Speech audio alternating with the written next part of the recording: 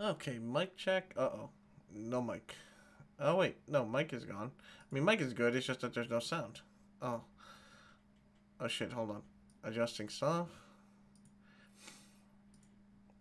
Literally have background music of game I'm playing right now, and then it's not playing. There we go. Now you should be able to hear something, I think. Maybe. Ah, yeah. There it is. There it is. It's doing the thing. Ha ha ha ha ha. Audio. Oh, audio, you fickle bitch, you. Let's see if fixed it. Oh, we fixed it. Good. It's not doing it. Okay, thank goodness. I know what I'm doing. I think, perhaps. In any case, what's that?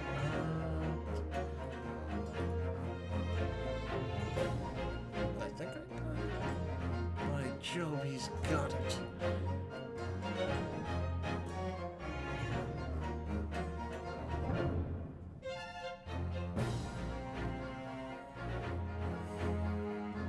Okay, let me adjust a few more things because I feel like a few more things are still broken.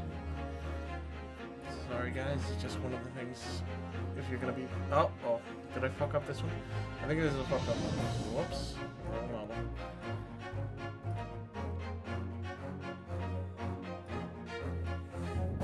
Okay, save that one. Haha, I got it. I am not so dumb, I swear. Maybe, a little. Okay.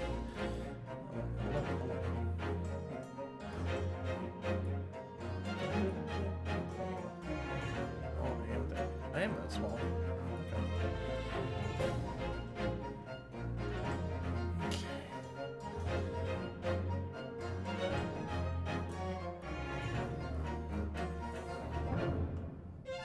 Okay, I think we got it all.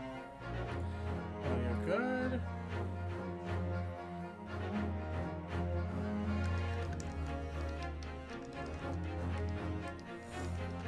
Okay, now go ahead and start up.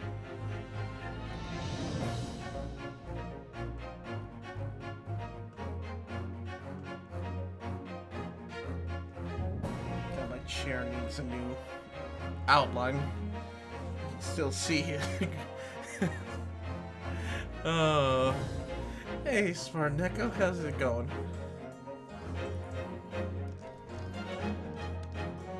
I hope you're having a good night. I am, guys, I'm just gonna say this right now. Today might just be a short stream. Honestly, I'm feeling a little tired lately, and I think I just need to restart my sleep schedule. But I did want to get some. I did want to make some progress in the Great Ace Attorney. So I'm gonna play maybe an hour or two, and then I'm definitely gonna go head off to bed. But thank you guys for joining me, and I hope you guys continue to enjoy what we're doing right now. As you see, holy crap, we literally are like 9 away, or 9, 10 away. I don't know. It changes. It fluctuates. You know, some people come, some people go. Like one day, like 5 people join in, another day 7 people leave, and that's perfectly fine. Some people are like, I liked the Tanuki at first, but then he started to turn into a bird, and I didn't like that. He turned into a squirrel one time, and I don't identify as a squirrel, so I left. And Strange Dragon, I got you. Big wing dab, got you with that. At first he was a. I saw him as a dragon one time, and that was really cool. But then he turned into this girl with big things at the front, and that scared me. How you doing, Strange Dragon? Let me get everything set up here. I don't need anything special in the background. I just gotta Discord open in case someone messages me. Oh, by the way, Smartneck, I just saw your messages. Hold on, I just turned on Discord. What did you send me, man? I did see some stuff you sent me earlier. It was like a... it was a trailer. Let's see. Okay. Oh, yeah. You sent me a daily dose. Yeah, okay. So, that's... What did you send me today? Donald Sherman, PC using a talking computer. Oh, Jesus Christ. We already have the technology to trick people to order a pizza? Oh, for fuck's sake, I just saw that a bunch of Cortanas talking to each other. Gonna try this and tackle this today. Oh. Geometric nodes. What? I know I should be starting my stream and stuff, but I actually just want to see this. Has actually already got my interest. Ooh. Okay, shit. Nope. I know I'm gonna get too enthralled in that. The pizza one was forever ago. Pizza one was forever ago? It says yesterday. No. Today at 12:47. Oh, that was in the morning. Yeah, I don't check my Discords in the day when I go to work. Oh, you sent me stuff in the... Oh, okay, in the morning.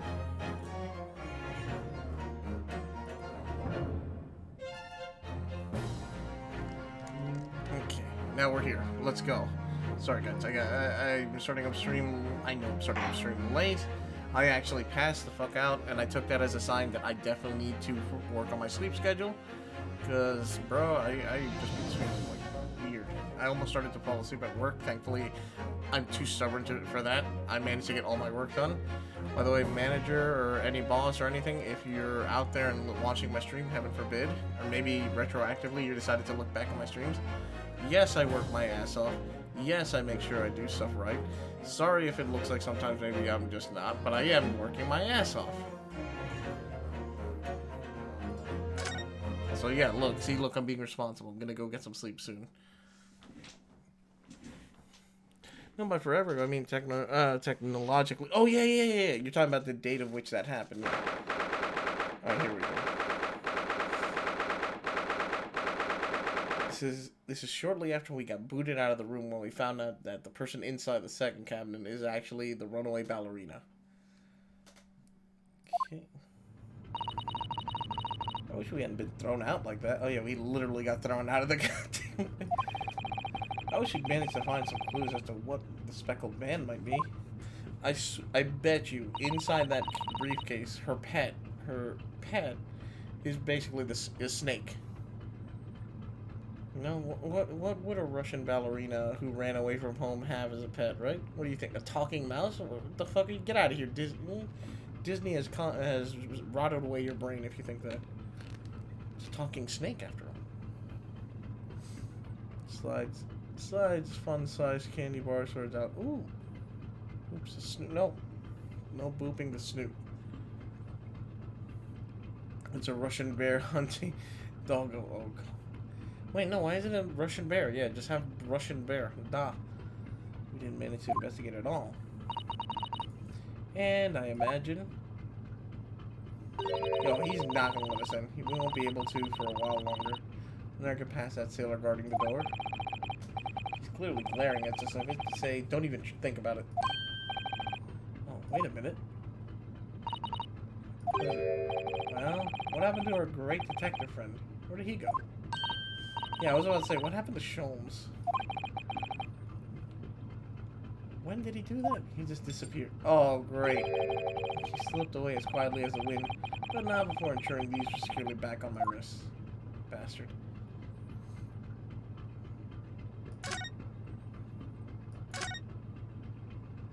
Hey, you want to talk? I really wish we had a chance to look around Miss Pavlova's cabin. But the big burly Russian man is like, da. I mean, niet. He's like, niet. What?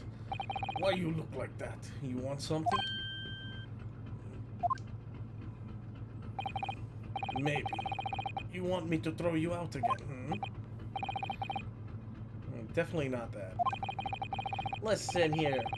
It's called Frightful Scum, thank you very much. Or Toon Deck Scum, thank you very much. Next time I have to throw you out, I show you where lobsters spend winter, understand? Understood. Maybe I should steer clear of him until he's forgotten my face. I don't think he'll ever forget your face, Naruhodo-san. You are the only, like, Japanese person on the ship. Why am I getting booped? Osta, no! Also, Osta, hey, good to see you, Osta. How you been? I didn't get to see you in a while, but I hope you've been well. Yo, next time on VR chat, and I see you on. I'm popping into I'm gonna boop you. Also, just go say hi, man. I've gotten to see a lot of new friends. I've gotten to meet a lot of old friends when I'm popping back into VR chat.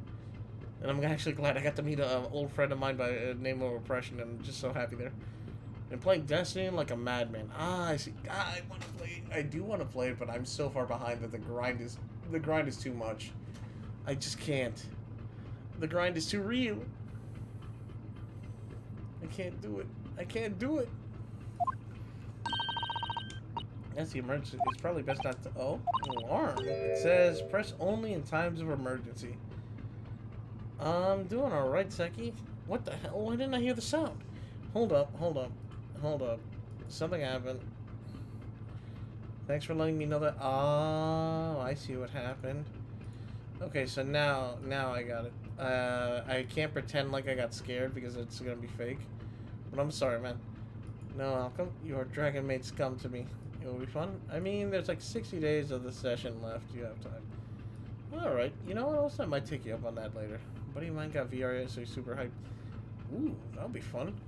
Did you think I'd forgotten? I don't know why. I just hear Heavy. I just hear Heavy's voice from Team Fortress 2 when I read that. Cosplay. Will you ever forgive me for using a dragon maid? He's like, no. Looks as though it's set alarm ringing all over the ship and brings the vessel to a complete stop. Oh, yes, I got to see. What are you doing, Naruto? You mustn't touch it. This is an emergency situation. Just look at these handcuffs. No, well, that's not what the alarm is for. If you were to bring the vessel to a standstill for no good reason, you'd be in an even worse situation. I wish everything would just stop. Ship included. You have to do something foolish, at least make it something that doesn't affect anyone else. Fair enough. Still. That door leads to the second class area. It's locked. I can't open it. No, well, that stands to reason. No one wants to let the murderer escape. She gave me a very stern look when she said that. There's not much else I can do. Wait, hold on.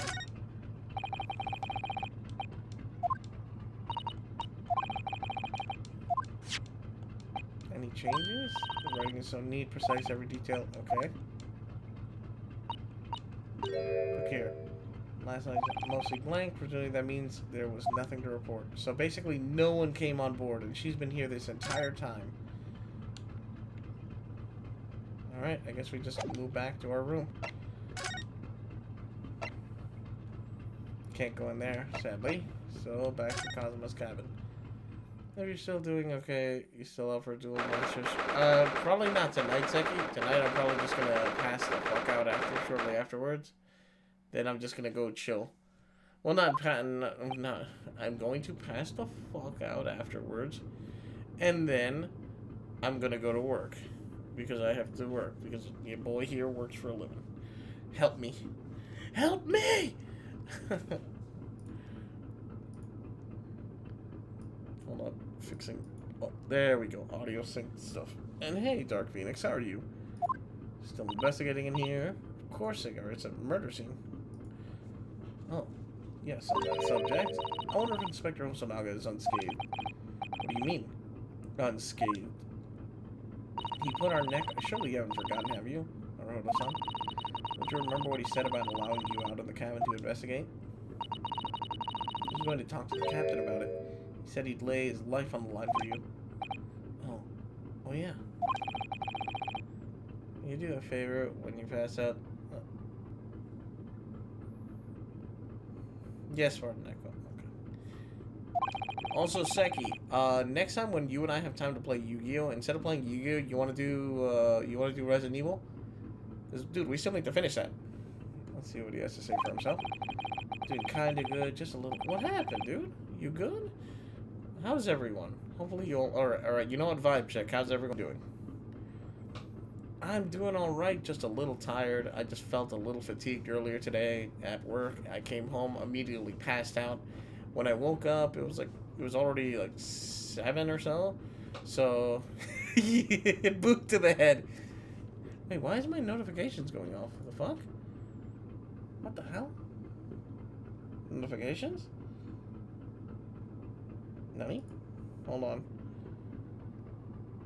Jesus, did you break my notifications? Jesus, you broke them. I blame you. I don't know why I'm blaming you, but I blame you. How could you do this to me? How could this happen to me? Hello, Shadfo. Shadfo? Shadfo? Okay, something's off because apparently my notifications aren't going off. Everything's working. And, you okay, cosplay? Oh, man. Here. You get head pats. You get feather head pats. Dark Phoenix, hopefully it does.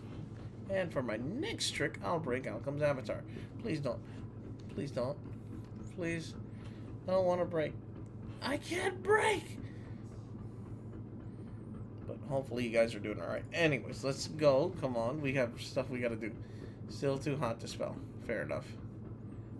He might have new information. You never know. Alright. Where is he is the question.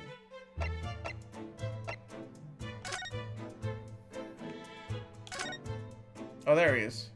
I was like, where is supposed to look? There he is. I messed up the print this morning. I printed in the wrong. Oh. Ah, you're back. Oh, Jesus fucking Christ. I just looked at his face and noticed he's all beaten the fuck up. Oh my god. Is this man just constantly dying every time? Oh no. It's like next court case he just gets fucking mauled by some kind of wild animal.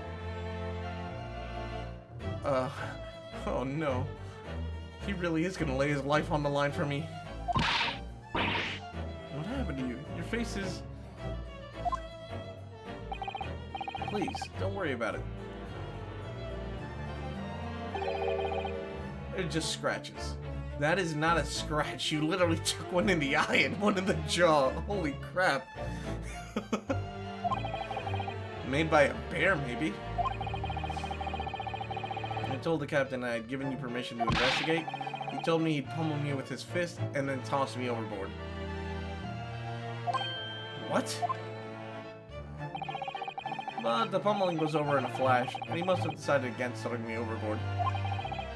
So it was nothing, really. It looks like he wasn't joking when he said he'd lay his life on the line if he had to. Sort of got it throughout this series. This man starts getting giant, like, beatings and everything. Well, thanks to your efforts, we now know a little about the neighboring cabin. Yes, I understand. Oh? I bumped into a man claiming to be a great detective a little while ago. I think his name was something like Hairlock Holmes. Well, I don't think he was German though. Ah, that explains it. Shall we compare notes then? We can tell you what we found out. Yes, let's do it. Cabin next door. What? Nikolina Pavlova? She's in the cabin next door? Oh. Do you know who she is? Please. What self-respecting ballet fan wouldn't know a graceful angel? Oops. I think I upset him right there. He already has that cough, and now he has all these fucking bruises. Oh my god. Well, that tells us the neighboring cabin is unrelated to the case at least. Oh? How? Because angels don't go around committing crimes, do they? Oops, now I definitely upset him. Inspector, has your investigation in here proved fruitful? If I'm honest, there's very little more I can do. My duty is to make sure the scene isn't disturbed. I'm ready to hand over to the Hong Kong police. So I'm just keeping watching, trying not to take my eye off the job. No, I see. Basically, there's one thing. I do have a small piece of new information for you. Oh? What is it? Yes, please tell us, Inspector, please. Oh, good. They're all, but this one seems like a little, yeah. You know what? Wait. If you, oh, okay. If you're talking about Sholmes, yeah, Sholmes is just a pain in my ass. I mean, I love that Sholmes is a complete and total moron, but with good deductive reasoning. Too bad his deductive reasoning is not that great. I fucking love that. But I'm just trying to think. Is Inspector Hosonaga basically the gumshoe of like the original series? I'm trying to see. Except for the part where he let the guy he was supposed to be guarding guy. Yeah, basically. What is this new information you have, Inspector? This is... The Buria's medical officer has finished his exam... Oh! Of the body. I managed to obtain the report. Oh? Kazuma's post-mortem report? Kazuma-sama. Yeah. His little bandana no longer flaps in the non-existent air. So what was the cause of death? Damage to the cervical vertebrae is what's written on the report. His neck was broken? Oh god! Yes, it would seem so. There were no obvious wounds or other signs of injury. So at first, I think they were considering poison. But it turns out they found no trace of poison in his system at all. Well, what weapon was used then? Nothing has been found as yet. But the fact that there were no signs of a wound suggests it might have been a blunt object. Something that wouldn't leave a mark. But it would leave a bruise! Oh, I see. All the body's nerves run through the spine to the brain. A strong enough impact to the neck would induce death. Instantly, he wouldn't have time to have written anything. But then again, I'm no medical profession, maybe. I don't know. It is a possibility, and no obvious wound would be left. Poor Kazuma. Have a second copy of the report. Okay. If it might be useful, you're welcome to have it. Are you sure? Yeah, it's fine. I trust you. I mean, it did just take a giant-ass beating for me. Oh my god, what a guy. He's so good. I swear to god, if he gets beaten up even more throughout the series, I'm gonna feel horrible. After all, if I didn't trust you, I'd never have agreed to you leaving the cabin in the first place, would I? Oh my god, he's actually the... Oh my god, he's the GOAT. He's the GOAT of the series. Dude, he literally takes a beating for you. Evening, Umbra, what's up?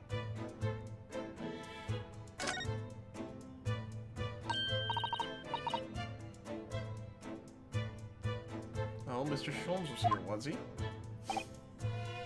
Yes, he seemed to be enjoying himself a little too much as he crept about on the floor investigating. That sounds about right for him. But then he suddenly left. I suppose he must have become bored. Did he say anything at all? Actually, now you mention it, yes, just one thing. But he practically shouted. Why does it look like it bothered him? It's shoe polish, was all he said. Shoe polish? I don't know what he meant. That stain, the brick stain. It was when he was over there, by the piece of broken glass. Do you see? Ah, perhaps he was talking about this brick-colored mark. Do you think? Yeah, that must be it. Okay, so I thought it was blood. But how can Mr. Sholmes know that it's shoe polish? That is another good question. That leaves me cold, I'm afraid. I have no idea. What is it? Susano-san? No? Kazuma-sama was wearing leather shoes with a very dark tan hue. Dark tan? Sort of dark brownish red then. It's a little like the color of red wine, but darker. I often repair them for him. Oh? Does this mean that this mark was made by the polish of Kazuma's shoe as they scuffed the floor? Break over. Deliver this package to me, will you? I have a package for a boot to the head to the injury-prone detective. Ah! And for this person, I leave a boot to the head. What the hell? Okay, hold on. Notifications are not going off. Why? Excuse me?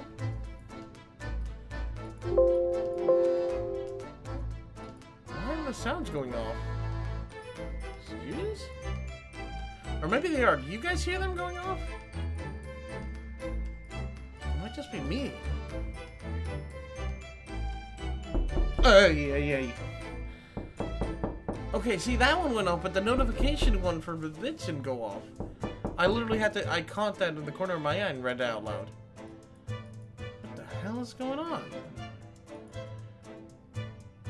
Jesus, no more bits, ever. And I don't mean just because the sounds aren't going off, I just mean in general. Also, you're going on break, so be safe at work, okay? You take care, alright? I'll catch you later. And Jesus, just a heads up, I don't know if you already had it up, but in case, I'm sorry I'm holding you up. Stream might be a little cut short today because I'm going to try to get some rest early. So if I don't see you later on, I hope you have a great night, okay? And be safe at work. I don't want anything happening to any of you guys. I hate it when I hear you guys saying you have a rough day. That's really all I can tell you at this stage. I should return to my post. My fellow crewmen's eyes are boring into the back of my head. Yeah, that might be for the best.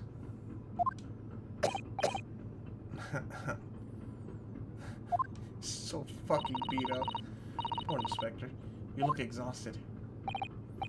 Oh, no. Well... I feel terrible that I failed to protect Asogi-san. It was my responsibility. Yeah, I bet that weighs very heavy on you. Aw, thanks, Umbral. Sweet of you to say.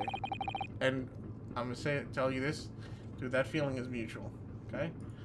So, if I make your day brighter, I'm happy to hear that.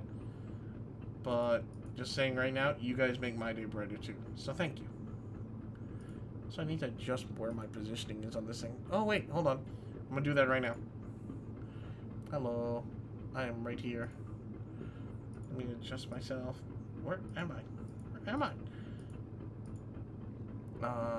Hello. I feel like I should be right... Uh-oh. Where am I?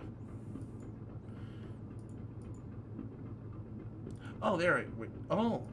I should be right here. There we go. So, bigger. Bigger! There we go. That's much better. See? You can now see the pixels on my face. Okay, maybe just a little smaller. There we go. Testing. I think there's still a delay with my audio. Hello. Oh, there is still a delay with my audio. Testing. There we go. More.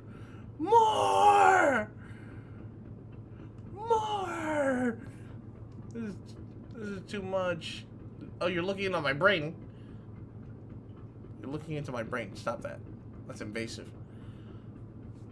Let's go back to actually playing the game, shall we? We gotta make some progress here. Guys invading into my brain? Come on. There's nothing in there.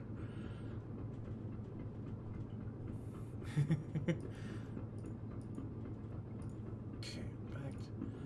Of course, my pain is nothing compared to yours. You were his friend. See, I love how he's so understanding about this. He knows, like, he feels bad about failing his job, but he also feels really bad about the fact that, you know, his friend, yeah. Now then, so the truth is, I seem to have had a heavy head ever since I worked this morning. Seem to have had a heavy head ever since. What do you mean by that? Heavy head? That's interesting. My head's still throbbing too.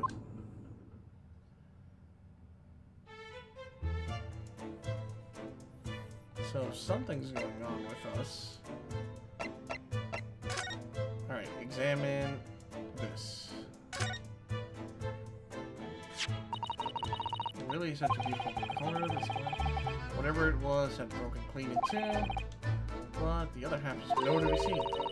And then the brick-colored mark, which is shoe polish, according to that great detective you seem to know all about. I suppose it must be from Kazuma-sama's shoe. Maybe. Who I'd like to know is, how can the detective be so sure it's shoe polish and not something else? He's a great detective, of course. That's hardly a reason, is it? Anything else we seem to... Wait. This wasn't here before, was it? Or maybe I just don't remember. I checked that. This wasn't... Oh. That's my dinner. No, we already read that. Or you end up having to eat table scraps, basically. Okay, so...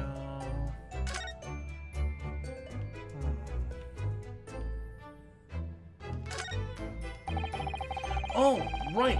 How could he write that? You okay being, private call, dude? You wanna? Sure. I might be a little dead on the inside, though, just telling you. And also, Seki, I'm just saying right now, I'm gonna be reading aloud everything that's happening on the stream. On the game. Because I'm basically playing this like a novel.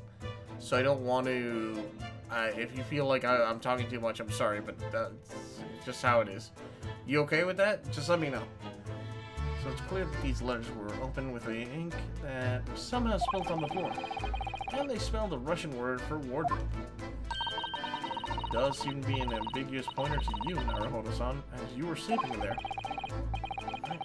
But to be truly ambiguous, it should have just spelled out my name, don't you think? Well, either way, one fact remains. It's hard to imagine Kazuma-sama would have written his last word in Russian. Which begs the question, who did write it?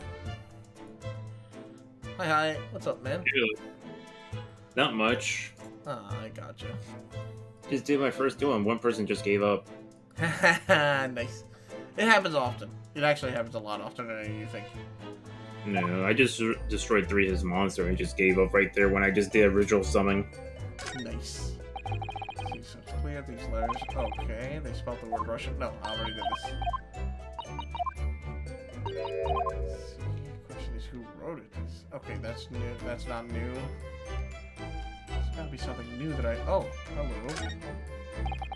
This is where Kazuma spent his final moments writing in his diary. I can hear a faint whistling sound.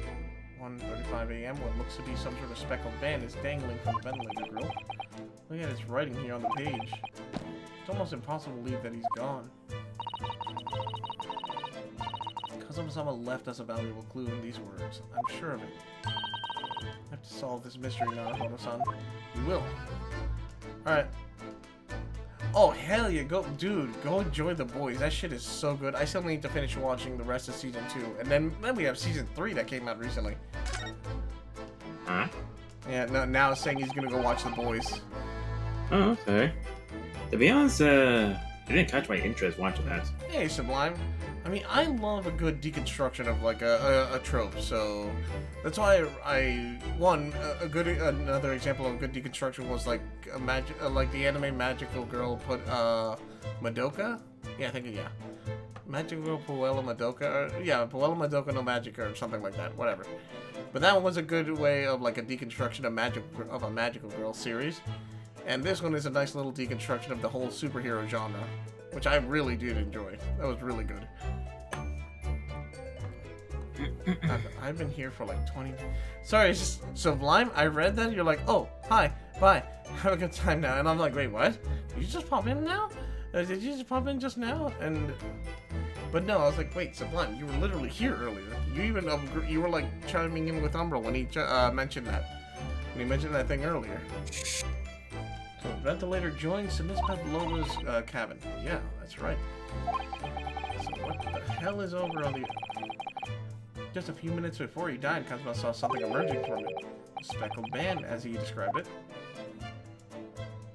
If only Miss Pavlova had been able to shed some light on it, but she seems as baffled as we are. I wonder if she's telling us everything, though. Well, obviously not. We don't know what's in that box. I know most people aboard would say the same about me, but there was something about that woman that didn't sit right with me.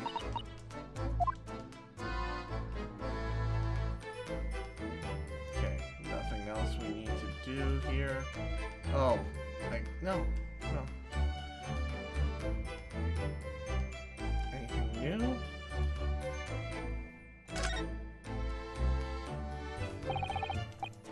books provided the passengers occupied this cabin neatly arranged on the shelf. They were all over the place when we first looked around, if you remember. And you tidied them up, didn't you? You have to look after the ships properly. Unruly behavior in the cabins leads to damage. But it really wasn't me who knocked them over. Anyways, I feel much better now that they're neatly lined up. I can relax when things are untidy. Oh, I can't. Okay. That's my favorite box. I was in there for days. I'm getting annoyed by people in the internet going, oh, it's so relatable. If we had powers, we'd all be like Homelander. If we had powers, we'd all be like... I mean, that's not even a guarantee. If we lived in that kind of a universe, there's no guarantee everyone would be Superman. If we had powers, we'd all be like Homelander. It's so relatable. Wait, what the hell? What do you mean it's so relatable? Wait, who's saying that? Do they not know the story of the boys? Do they not know that it's literally Vaughn that's just injecting them as children and just like hoping for the best? Literally, they just take the superhero formula or whatever the hell, just stick it into babies and be like, oh boy, I hope for the best. Yeah. Oh, the psychopath aspect. Okay. Yeah, but Homelander is insane because they injected him as a baby.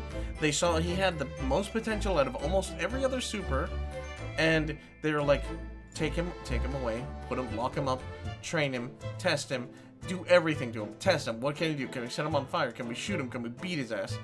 They did all that shit. Yeah. And Homelander literally became a human man, like a grown man-child, because he literally had no childhood, nothing to raise him, and he just basically became psychotic and deranged because of his upbringing. Well, that and also it's just his personality. He's just a dick anyway. How the hell would everyone be like Homelander just because they have superpowers? Yeah, he grew up because he had to be, yeah. Plus all the stuff they did to him, all the testing and everything. Oh, sorry. I just went to the next door cabin to investigate. Why? Who gave you permission for that? Oh, wait. Oh, no, please don't punch him again. Well, Seaman Hosonaga did. Oh, no, you're gonna beat his ass. That new Japanese, was it? Later, I will roll him into ball and no! God damn it, he's gonna get beat up again! Already. What a twist, too. Oh, he died, yeah. I still need to finish up it, but I do know how it ends in the comics. In the comics was actually, holy shit. Hosonaga. He's gone back to guarding the door. I hope Inspector Hosonaga doesn't find himself in too much trouble. I'm gonna get this poor man beaten the fuck up. He's really gone out of his way to help us, hasn't he? When we get back to Japan, we'll have to take him for a steak a la Carnival. This could be a very long time from now, Naruto-san. My man over here is about to get his ass beaten. He doesn't even know why. I got you, Umbral. It's it's not like a... It's deconstructions of certain, like, of a story. It's just... It's some people's bread and butter. Some people just, Let's see. These are... Because, yeah, like Shadow says, because it can get a little heavy. So, and I will say there were moments, at least for me watching of the show, where it just kind of, like, slows down to a crawl and... But thankfully the show kept at least holding me on for enough that I keep wanting to watch. Rules of passage for travel aboard the SS Buria. Yet pets are strictly forbidden, so I'm bringing her pet on board. Miss Pavlova has broken the rules. She called it her friend, didn't she? Although we don't know what form of this friend takes as of yet. I'm certain that whatever it is, it sends out the traveling case in her cabin. Friend. There's more to it than that. Okay. I checked everything here. As far as I'm aware, there's nothing more I need to check.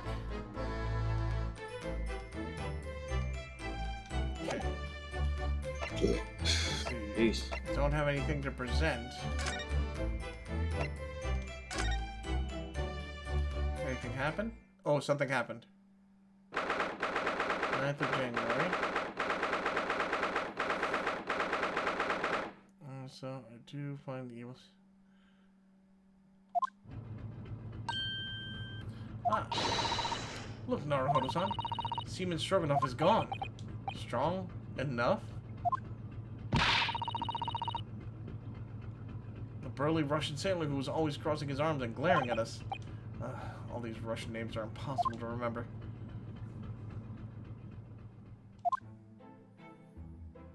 Tra-la-la? Tra-la-la? What the fuck? Did you hear that? It sounded like someone singing. Tra-la-la, lira, lira, lay. I did it the great detective way. It's caroling. I know that lark-like voice. Well, never mind that now. It's a golden opportunity for us. Yes, you're right. We must seize it. Did Sholmes just do that and give us time to do... I think. Alright, let's try Lova's cabin while we can and investigate. Definitely. Before that stringy knot crewman comes back. Oh my god. It's Stroganoff, not stringy knot.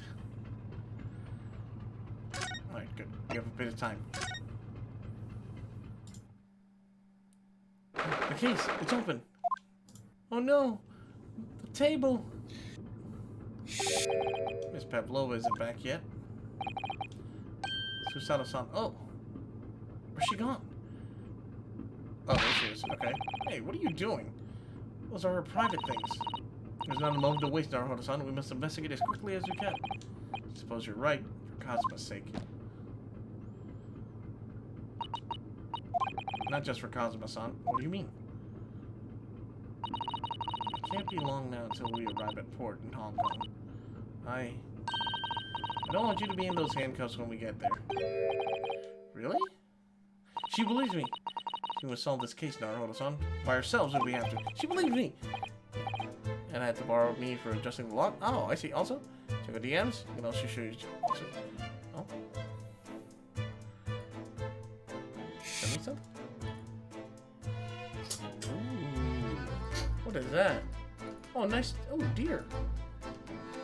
Hey.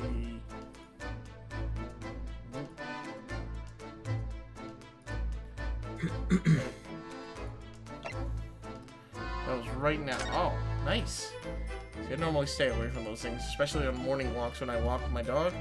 They're all around us, and we have to be careful, especially if there are little kids nearby, because god damn it, those things become defensive as hell.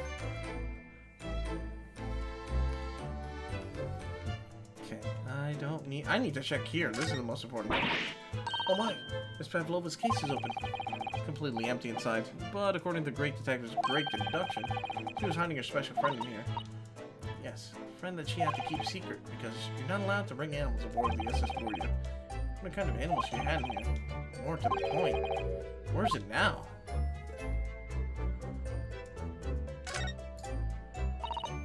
Now, hold on a second. Are you there?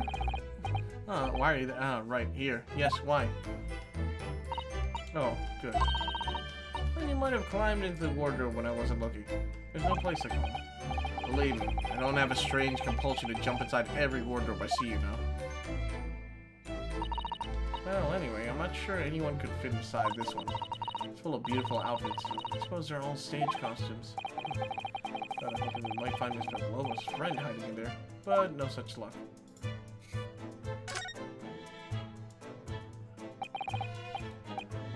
Topple over together, every single one. Oh, time to arrange them. You think that's a god of the sea, perhaps? He's toppled over too. It's exactly the same as the bookcase next door. In Cosmos cabin. Perhaps. Perhaps just as Lola was practicing a difficult ballet pose and fell against the bookcase? Oh no. She'd really be practicing ballet on the same night she ran away from her ballet company? Alright then.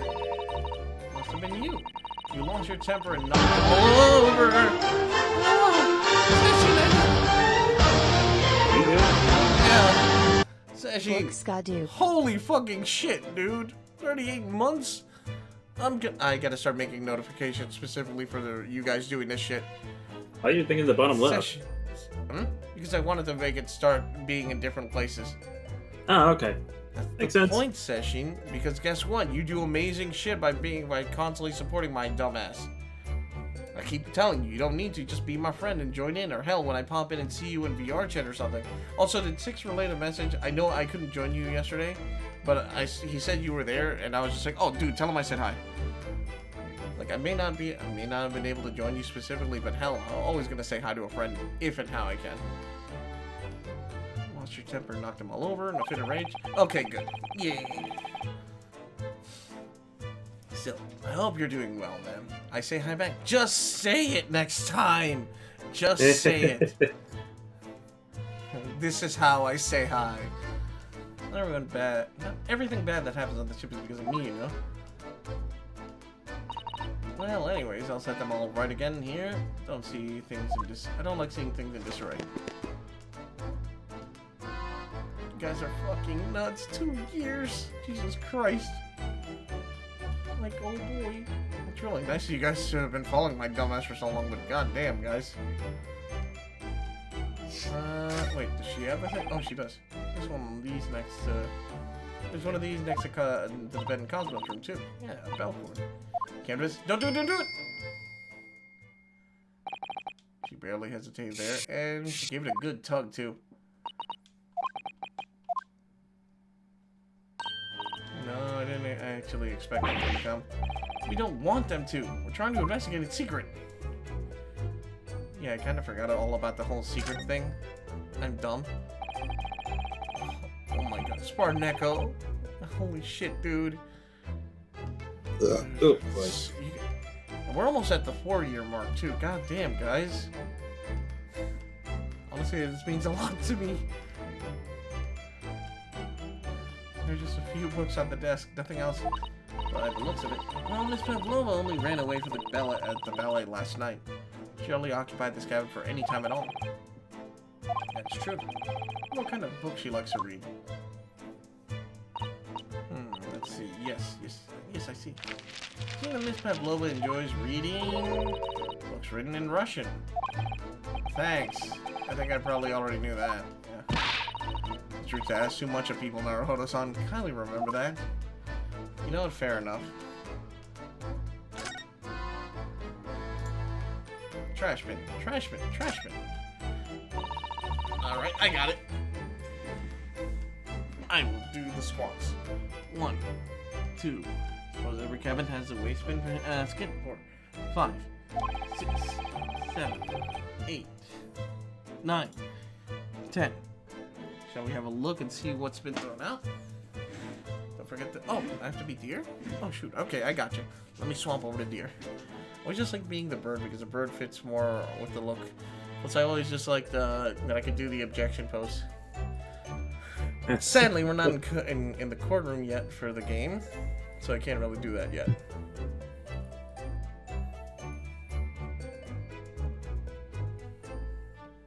Are you still behind on your 24-hour squats?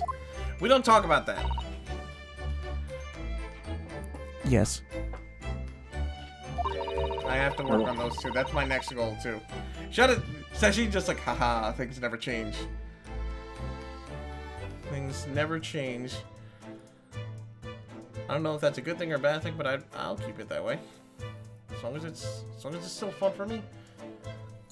It's poor to get this to sifting through someone's rubbish, you know. Those eyes. He's staring at me like I'm a piece of rubbish now. However, these are special circumstances, I think. Exactly. We have no choice. Oh boy.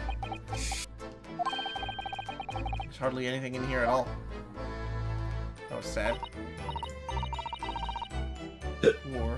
War never changes, but perhaps it does. Maybe? No. Yes? No. Well, you know what? I'm gonna start focusing one day, like, I'm gonna start doing streams where I just do 100 of them.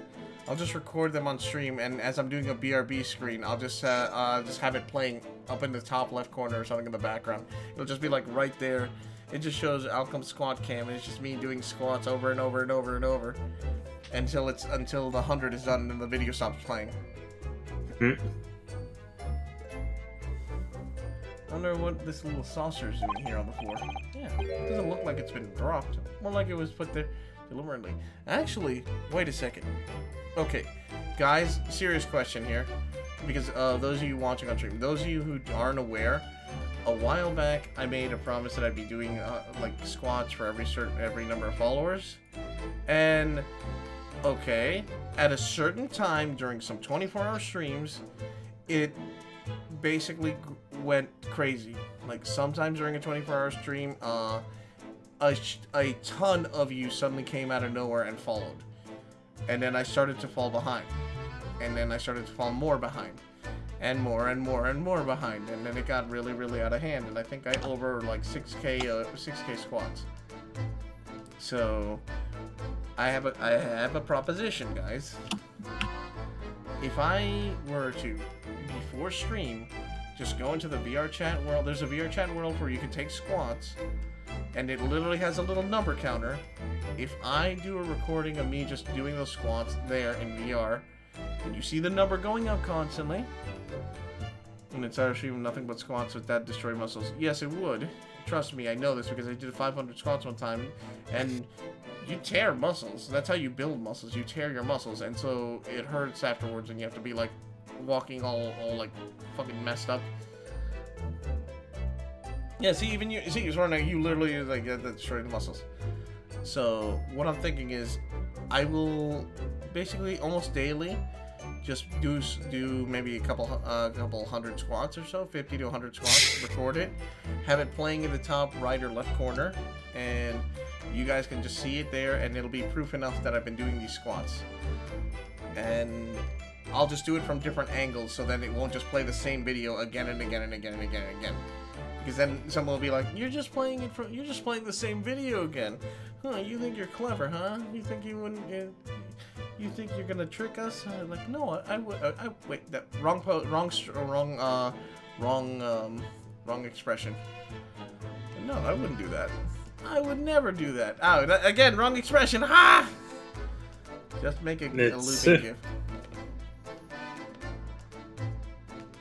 Hydration. But I think that'll be the best thing. Also, because I want to get rid of that shit. It needs to be done. It needs to be completed. I think I might just do that.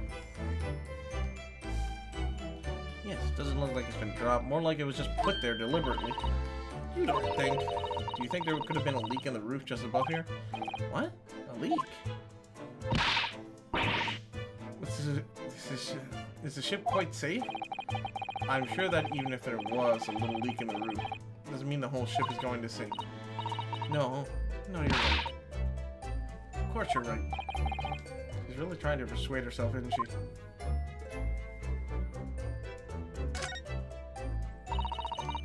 It seems the teapot is empty. So the natural conclusion is that the Russians are a very thirsty people. Or, because Miss Pavlova only came to this cabin last night, she hasn't had the chance to make any tea yet. I mean, it could be either. GIF. Even a living GIF couldn't keep up with how behind.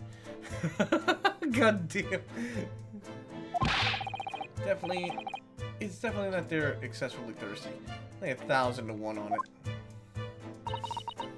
You're rather obstinate, aren't you, Naruhodo-san? There's gotta be something I'm missing. Checked everything here, checked everything here, checked everything here. Oh, the sign. Display on the cabin too. The SS Booria rules of passage. Passengers must not keep weapons or other dangerous objects in the cabin. Pets are also strictly forbidden. Suppose Pavlova realizes she needs to keep the contents of her case a secret after she read this. Her special friend, I mean. I wonder where her friend has disappeared to now. It's probably having fun exploring the ship, I imagine. I hope Seaman Stroganoff doesn't find it and throw it overboard. Oh, yeah. So do I. Because we need it. It's proof. There's gotta be something that I'm missing. Something big. Oh, hello, the vent. Alright, in session, I got you. Hold on. Yeah. Let's honestly join in. I just need to exercise more. We get treadmill stuff. What? The pets are kept there. Oh, yeah. It's also just way too sunny. Let's see. So ventilator connects to Cosmo's cabin next door. Yeah. Although, what a fool shipbuilder must be to open a ventilator into another room. Maybe. So that if there's a gas leak next door, the occupant of the cabin would notice and raise the alarm. Or the occupants of both cabins would die of gas poisoning. That is a possibility. Anyway, last night, Cosmo wrote that he saw a speckled band coming out of his ventilator.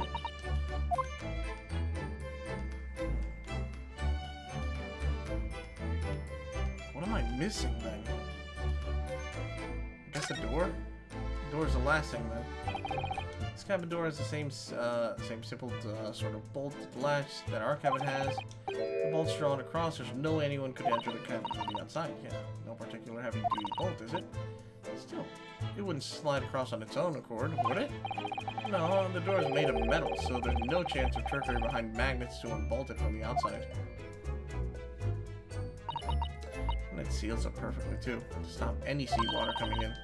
So you couldn't use the method you told me of passing a thread through the crack around the door. I seem to know a lot of tricks for opening doors. I'm trying to see why they suspect me. Check here, check here. This doesn't need checking.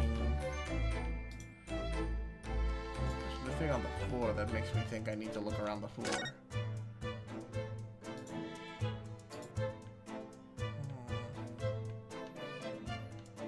Teapot is not used. There's not much else here. Huh.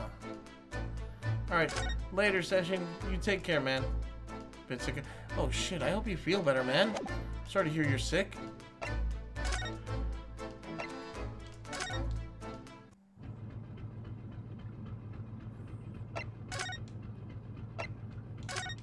Is he back to our cabin?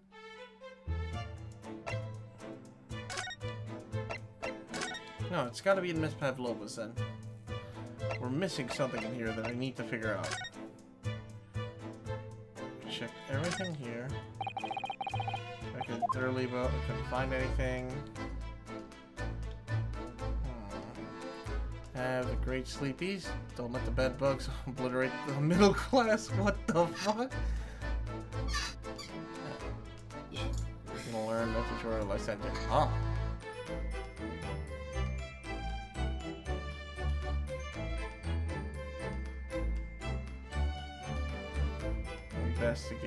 Investigating. I see nothing. I see nothing.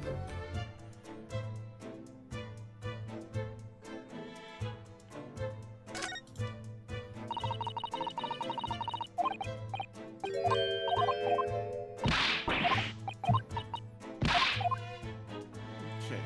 So maybe there's a conversation. No, there's no conversation. There's no move. Wait a second, the court record. Oh my god, I forgot. When in doubt, check it out. Male, Far Eastern, time of death sometime between 1 a.m. and a little past 2 a.m. Cause of death, damage to the cervical vertebrae resulting in instant death. The victim's neck was almost certainly broken as a result of a strong blow to the area. No obvious external injuries or traces of poison. A small glass, an object that looks to be a scuff mark.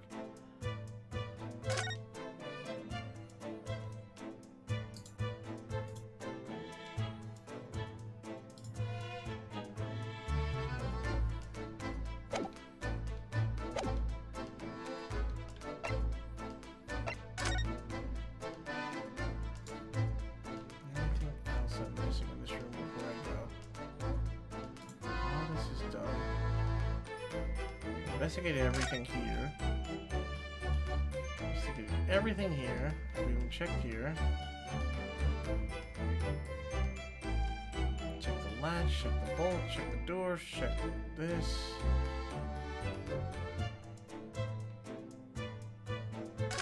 Anything special if I do this again?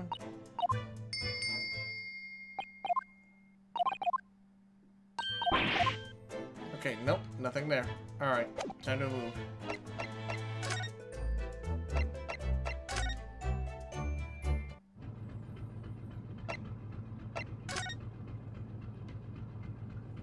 Let's examine. Let's Pavlova's cabin. This could be a chance. The burly shoulder does appear. We could investigate every last inch. Couldn't go that far. Learn something. She did. Oh, Jesus Christ, Sholmes. I'm like wondering, what did we miss? Oh, clearly the obvious Herlock Sholmes just right here. Oh, Mr. Sholmes. Look. Oh, you never know where he's going to turn up next, do you? Seems to be stealing a look at something he's stealing a look at something he sings to himself.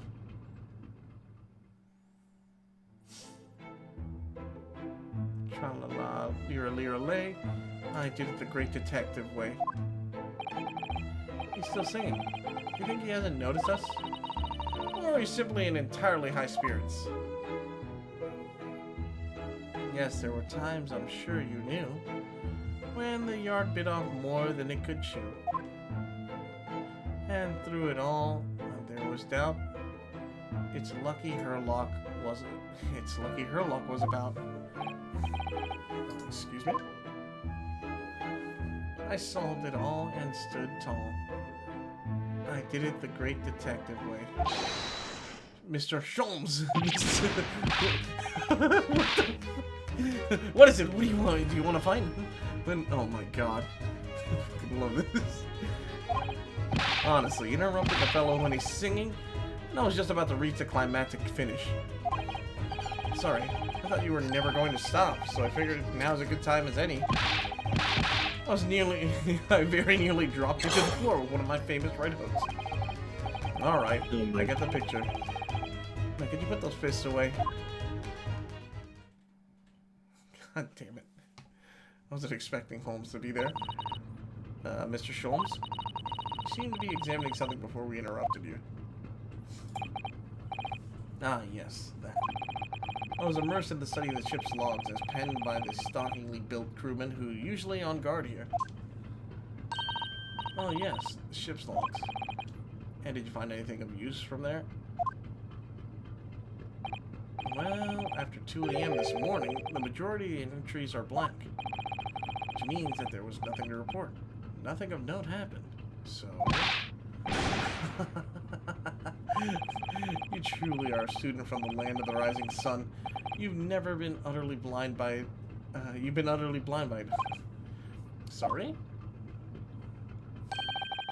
Your logic, my boy, is inverted. What do you mean, Mr. Sholmes?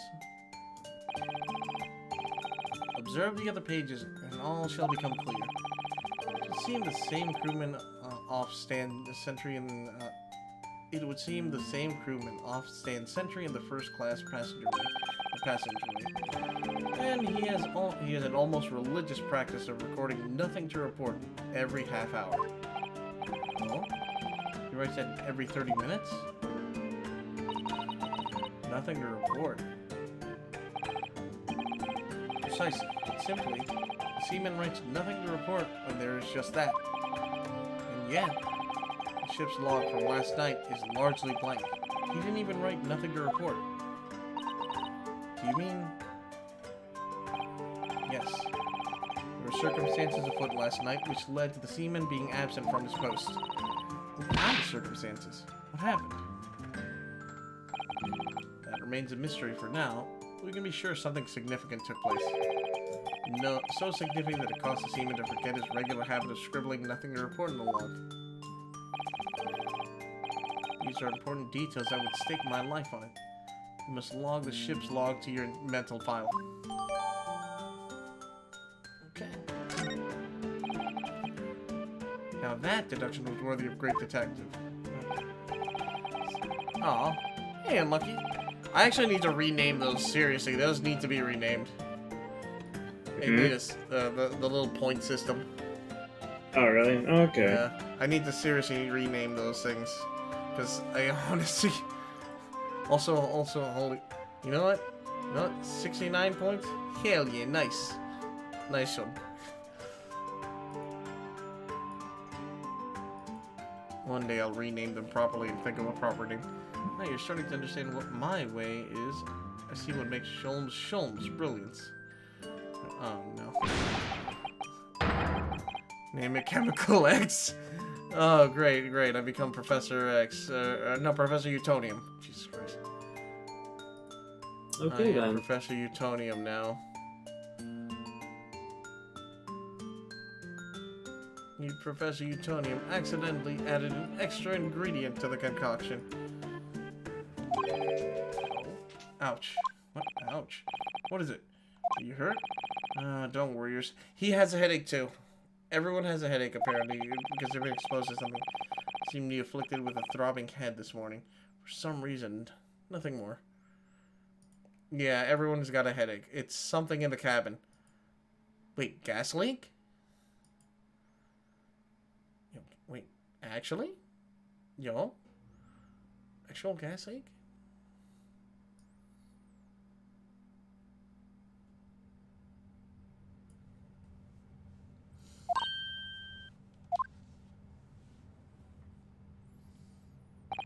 Well, my friends, till our next encounter. And there it goes. He's still singing to himself. I can hear it as he wanders down that passageway. Or name it Mongoose Points. Hey, Mill. What up, dude? How you doing? Yeah, Shy, I don't know what's going on. That notification is not making noise now. It's very odd. Is something wrong, Susato-san? She's lost in thought. It's just... Well, I feel the same. Sorry? Ever since I woke up this morning, I've had something of a headache. A sort of continuous throbbing. Oh, you too? Everyone's got a headache, huh? Alright, let's go in here. See what happens now that I've entered here. There it is! The alarm went off.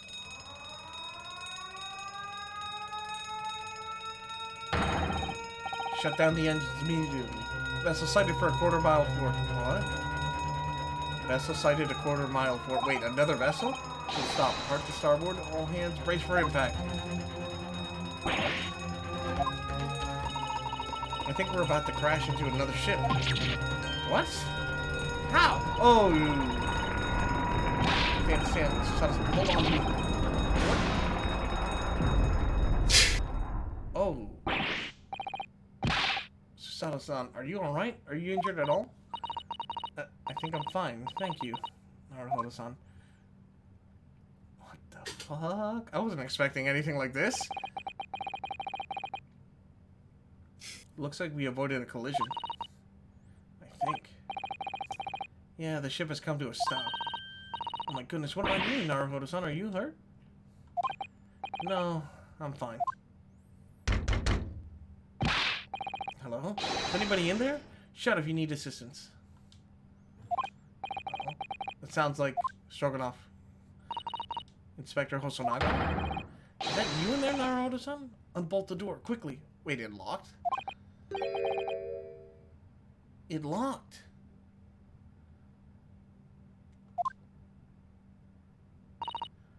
Look at that. The door's bolted. Did you do that, Susato-san? No, I didn't touch it. Well, that's strange. How did... And... Look at the books. They're just like they were before. Did this happen last night? Was there an emergency stop? Aren't you going to open the door and let the inspector in?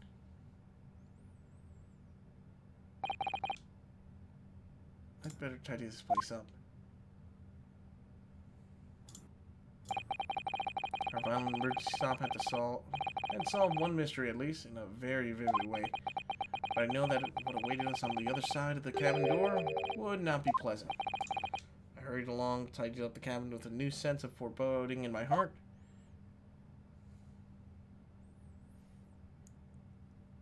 So, I think the whole sliding sliding latch thing is going to be important. Crispy, juicy, tender. What? You slam the door, you can lock the bolt, and the killer was actually Sholmes who knew this.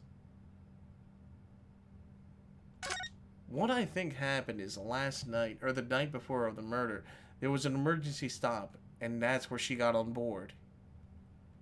And I'm talking about the ballerina. And they were hiding that fact. I think they just hid that fact so that no one would really notice. That's why they didn't mark down anything of any events. And because of the emergency stop, the captain went to a halt. Wait, what if... No, that doesn't explain some stuff. I'm still a little off. There's something I'm missing. Why do I get this feeling now that Kazuma's death was just an accident? Like the ship went to a crashing halt, and this man was just like standing still, and then when it halted, he just slammed on the wall and just... Oh god, that would suck. That would be so bad. Hi, knocking door. Hello. Great, someone's trying to knock to get into my cabin. Somehow the door to the cabin we ended up in bolted after we made an emergency stop. Susato-san took a deep breath and gently slid back the door. Or slid back the bolt. Oh, hey! Oh, God! Oh shit. You! What are you doing in Miss Pavlova's quarters? You both look unhurt. Good. Yes, we're fine, thank you. What on earth happened? There's something about how we were going to collide with another ship.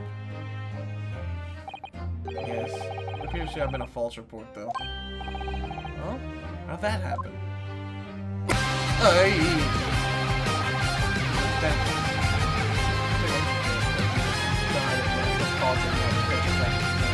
He died because of neck snap. Apparently his neck got snapped. And hey, Izzy, how you doing? Oh good, you're saying hi normally. So it's extremely difficult to see. Some of us have thought it was a ship ahead. The person obviously triggered the alarm, and that's why we made an emergency stop. Everything is chaos. Passengers screaming. Crew are running everywhere. A neck snap. Yeah, totally natural. This first class area is the only quiet part of the ship at the moment. Oh, I see. Someone triggered the alarm? Does that mean someone pressed that button outside? Ah, you wicked intruder. Dressed in all black. You are the devil. Wait, what? Wait, hey, what? Sorry? Me? I've been called a lot of things before, but devil is a first. No, Shadow, no! You opened my traveling case. How could you? What? No. We didn't touch it. It was already open. That's right, Miss Pavlova. It was already open when we came into your cabin. Inspector. Yes? Arrest him? Arrest this man. I know he did it. He's a criminal. It's not enough that he has to kill that. Oh, it is not enough that he has killed a man. Duh! He is a stowaway as well. If Vixen promises not to steal chicken, do you believe? Thanks for dropping the bit. What you say, Alchem couldn't hear you clearly. You know what, Izzy? You know what I say? I hope you have a great time next time you play Unite, and I hope you win all your matches. In fact, I wish you well. If you decide to play ranked, I hope you beat every single one of your ranked matches. Ranked match on what? Just wishing Izzy well. Stowing away, trespassing, killing. Trespassing, killing, she is right. You are devil. Okay. This doesn't look good, does it? There's a cell below deck. Throw him in. Oh no. Tomorrow we dock in Hong Kong. Then we give you straight to police. Oh wait, a cell? Please, Inspector Hosonaga, is there nothing you can do? This is a Russian vessel. I really have no jurisdiction here. After my last effort to appeal to the captain's good nature, I think I'm out of options. This is terrible. This is a real crisis. I gotta find a solution. Immediately. Oh, fuck. Is there anything I can do? I just need to keep calm and focus on the task as I'm investigating. Touch my things. You want me to show you where the crawfish are against? Okay, so don't do that. Mr. Naruhodo, what do you think you're doing? Oh, everyone's attacking me. And I was just starting to think she was my friend. Okay.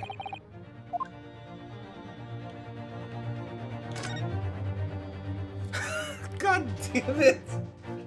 I'm like, is there anyone that can help me out of this mess? Looks to the left. Literally sees Sholmes hanging on the fucking... on the coat rack. Oh my god. Oh my god damn it.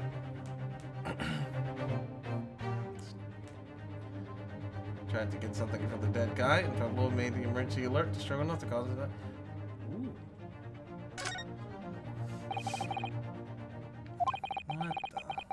What are you doing up there? Why does he have the crown on? Mr. Sholmes? Naturally. I was analyzing what a weight of 20,000 ruble would feel like on one's head. Haven't I told you that as a detective, it's my business to know what other people do not?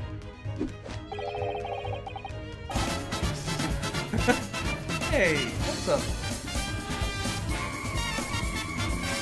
Miku 15, thanks so much for the raid. Well, thanks so much for the raid, dude. Well, welcome. How's your stream? You join in as we're just playing some Phoenix. Well, not Phoenix, right? We're playing some Great Ace Attorney. This is mere tomfoolery, my point. Oh no. Well, why are you hanging from the code from that hook earlier then? Isn't it obvious? To properly assess the weight of 20,000 ruble naturally. I wish to determine if I would be. I wish to determine if it would bend that conceited-looking hook on the wall. So full of brag and bounce.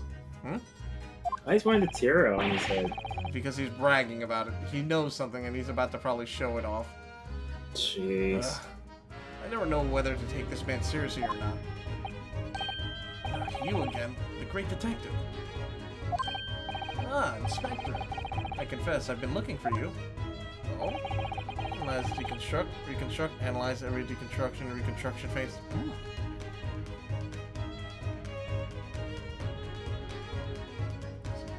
I have something to report to you most urgently. Oh? Well, you might try looking at me somewhere other than on a hook on a wall next time. What is to report? Speak. An urgent report from a great detective can mean but one thing. Yes. The case of the curious murder that took place last night here on this vessel, the steamship Burya, has been solved by me, naturally. Why are you shocked? What? Really? Yes.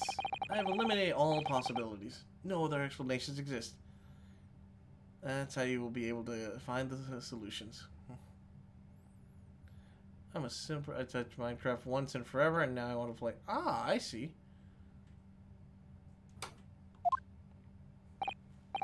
So, allow me to illuminate all your minds. For I'm about to reveal my great detective's greatly admired great deduction to the case. Oh, great, I gotta help him. Because he's gonna do his deduction thing. Huh. You have solved it? Even Hedgehog understands this case. We all know who's responsible for killing student boy this morning when we found criminal in wardrobe. It is his stowaway. He has handcuffs to prove it. I didn't do it. The trouble is, there doesn't appear to be anyone else who could have killed the victim. Because as everyone knows, the cabin door was bolted shut from the inside. That means the culprit must be someone who is inside the cabin. Yes, it's what is called a locked room mystery in detective stories. Locked room. That's his point. The room was locked. Well, I can't deny that. There's no way the bolt could have been drawn across from outside the cabin. You're all quite mistaken. The cabin next door is not a so-called locked room at all. What? Oh yeah, there's another entrance. An entrance used last night by the culprit in order to gain access to the cabin despite the bolted door. The other entrance We never discovered one. Why? It gapes open-mouthed at you even as you speak. Ventilator, man. The ventilator? You think this is funny? I cannot even put my arm through that hole. That's because your arms are as thick as tree trunks. You're suggesting that the culprit entered and left the victim's cabin through that tiny opening. It's not possible. But it is. And last night, the victim even witnessed the intruder in the act of passing through the ventilator.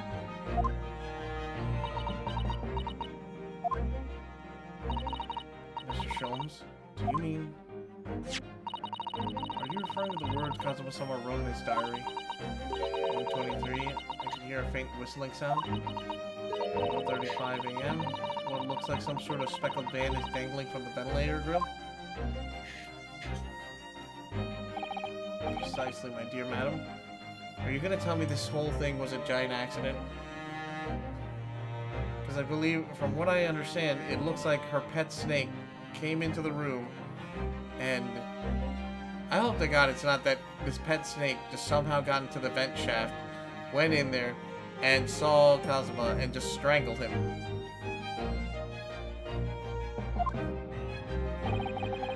What does it mean? What is this speckled band? The answer to that particular conundrum is in this very What if it was that... Huh. No, there's gotta be... Okay, I just gotta see the whole thing to the end.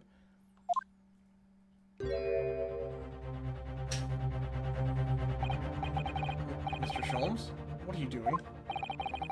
There's a distinct element of danger, but fear not, I am ready. What I'm about to expose for you all to see will shock you to your cores. Oh. Behold! What the...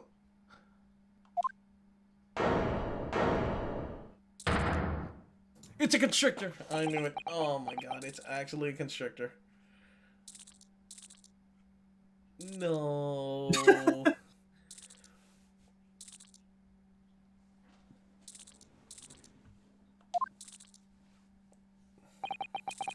Allow me to introduce... Oh, go on. I would say that is quite funny. Allow me to introduce you all to the band. The speckled band. A snake? Indubitably.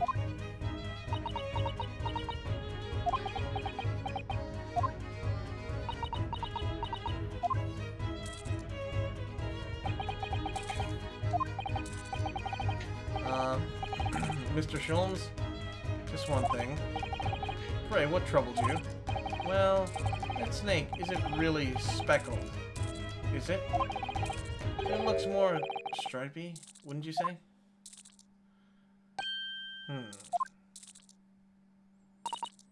Yes, you're right. I think in this case you'd have to call him the striped band, wouldn't you?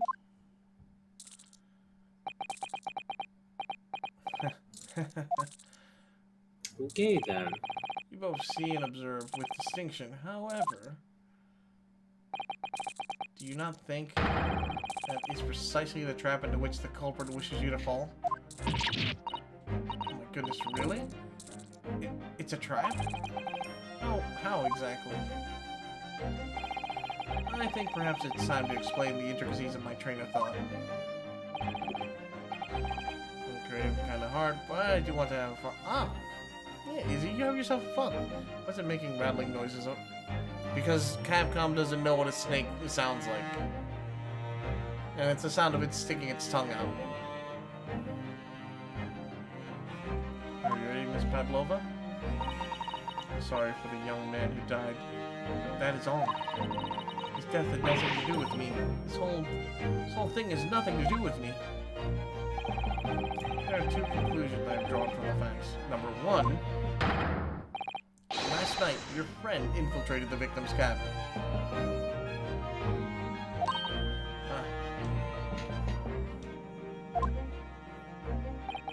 And number two, that same friend was responsible for the victim losing his life. Okay, so that's literally what I thought. She turned as white as a bowl of rice again. Sheldon must be right. He's hit the nail on the head. This young woman's friend killed Mr. Asogi? What the? Oh god! I like how the you can't even hear Stroganoff. It looks like he can't speak with that snake coiled around his head. I would advise as little movement as possible, Seaman. You wouldn't want the fangs of that long friend in your neck. So, everyone, let us begin. Sherlock Holmes is proud to present his logic and reasoning spectacular. Oh, sweet. Great deduction.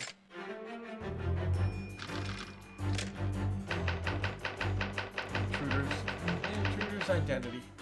Just a little months ago, you claimed the following. His death has nothing to do with me. This whole thing has nothing to do with me. Yeah, you cannot deceive yourself. Yes, when you recall those horrid events, your aching heart smarts with pain. That's a little wrong. And it is that very pain that evidence your inexorable link to the victim's death. So we ask, what was the nature of this intruder that stole into the victim's cabin on that portentous night? And naturally, it is the friend with which you boarded the vessel, was it not? I suspected another telltale glance. Without doubt, your friend is the writhing serpent we see before us. And yet, the fact leaves us in a quandary.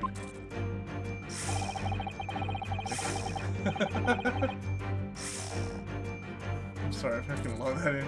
The victim's written observation on the night question tell of a speckled band, whereas regrettably, specimens marking do not fit the description in any way. What explanation can we give them? Right. What is it that sight, what was this sight that fell upon the victim's eyes last night? Don't look at me. It has nothing to do with any of this. Oh, but it does. You have the answer to this quandary even now, hidden behind your back. Oh, what is that? Yes, that's what we were trying but failing to conceal. It can only be that of a snake's sleuthing skin. Could be the snake's sloth skin? What? Evidently, after the subtle and horrible crime, this most deadly friend of yours shed its original skin. Well, I don't know what you're talking about. Last night, through the ventilator visible in this cabin, your thin speckled friend slithered the door, using the bell cord to the other side of the bridge. The serpent silently descended into the victim's quarters. In the dim light, it appeared to the young gentleman who was about to lose his life as a speckled band. In summary, the nature of this friend of yours, which last night infiltrated the scene of the crime, is a rare breed of snake whose markings change each time it sloths skin. I don't think so. A snake so dreadful we can only imagine it will be found in the deepest depths of India. Oh, god damn it. He really is an idiot. Okay. How Mr. Asogi died. Moving on, we come to the heart of the matter. The grim demise of the victim. Alright, I'm gonna hop around. I'm gonna see you later. Alright, man. Catch you later, dude. And just to let you know, it was like 10:15. Okay, I got you. Appreciate it, man. Okay. No problem. See ya. See ya, dude. Okay, according to the data of which I have been inspired, it would appear that there was no visible sign of entry.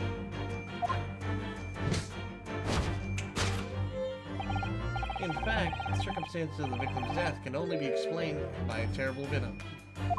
Terrible venom, okay? Now, if we take that as fact, you can reasonably imagine that there remains evidence to affirm it at the scene of the crime. Could there be? Yes, an examination of the deceased body will prove that the cause of death conclusively. The almost but not quite imperceptible puncture wounds left by the venomous fangs will seal the truth. Yes, the visage of the snake bite delivered by her terrifying friend. This makes no sense. There's no point feigning ignorance, Miss Pavlova. After the incident, you endeavored to hide everything, didn't you? But now your involuntary glance betrays the hiding place you chose. That's right. You hid the evidence that links you to the victim's death in that traveling case. See, this is the problem with his logic and reasoning. Sometime between 1 a.m. and a little past 2 a.m., cause of death, damage to the cerebral vertebrae resulting in instant death. Victim's neck was almost certainly broken as a result of a strong blow to the area. So, he basically died of his neck being broken, not because of a puncture wound. You hid the evidence that links you to the victim's death in that traveling case. The first men in the cabinet came to my attention that your case moved periodically. Your serpent assassin was restless inside, no doubt. You don't... It is telling that the victim made note of a low whistling sound that he heard minutes before his end. That was your signal, was it not? The sound you had used to train your serpent friend. To train? Indeed. You put the serpent through this ventilator and wait. After a period, you summoned it back with a whistle. You couldn't know if the animal had done its duty, so you would listen for signs of life next door. If the victim appeared not to have been dispatched, you release the snake once more. Do you deny the snake has undergone such training? It's not true. Having slowed through the ventilator and down the bell cord, the creature indeed only to sink its fangs in once. And its venom would course through the victim's veins, ending his existence forever. That is the true nature of the speckled band that took the poor young man's life. There can be no doubt. My logic is infallible. Yeah, about that. Death by a venomous snake bite. Yeah, we're gonna have to help him. This concludes Sherlock Holmes' great deduction of the speckled band. Yeah, he definitely needs some help. Holy shit. Everyone's just in awe of how stupid he is. Miss Pavlova trained her pet snake as a killing machine. There on the floor, you will observe a saucer of milk. The promise of food is the key to training any creature. No, it's not! Incredible! You've solved the mystery. You know what? I, as Ryunosuke, will probably be like, yeah, that's good. Yeah, I agree, because, you know, it helps me out. If he's right, then I'm not the murderer, or Ryunosuke's not the murderer, which is good. Amazing. Your great deduction really lives up to its name.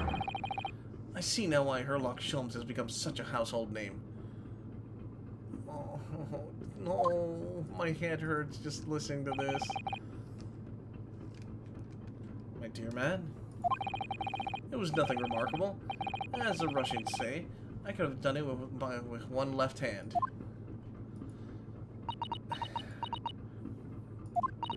Point it out, point it out, point it out. Could I venture an opinion, Mr. Sholmes? Sure. Please destroy his logic, and then ruin my chance of escape. But of course, what's on your mind? It's just about your deductions before. Some things don't quite make sense to me. Please, no. I could get away with it scot-free. Welcome questions as to my method. I welcome and will answer both loudly and proudly.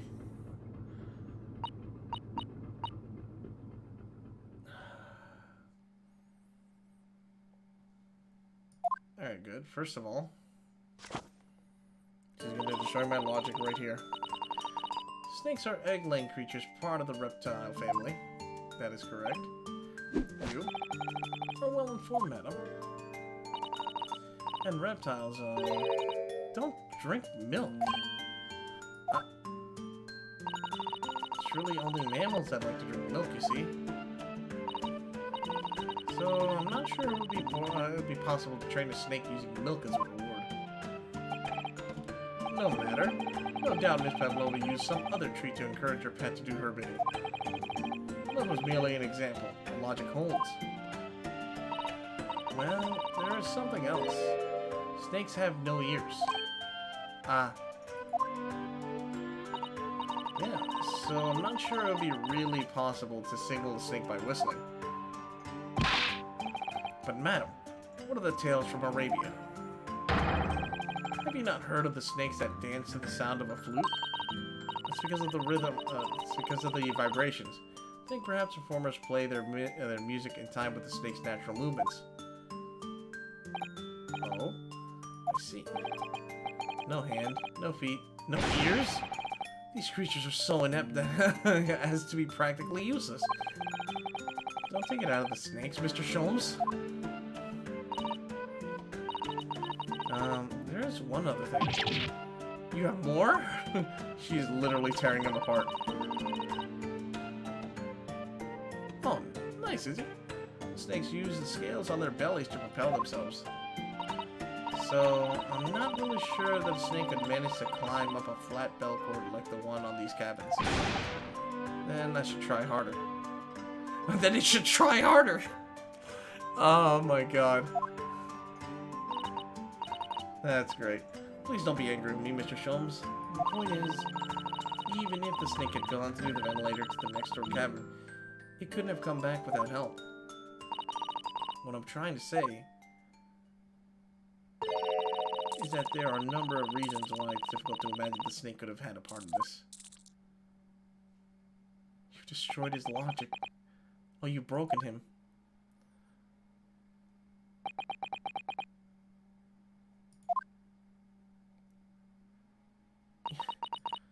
You've literally broken Sholmes and also destroyed my case.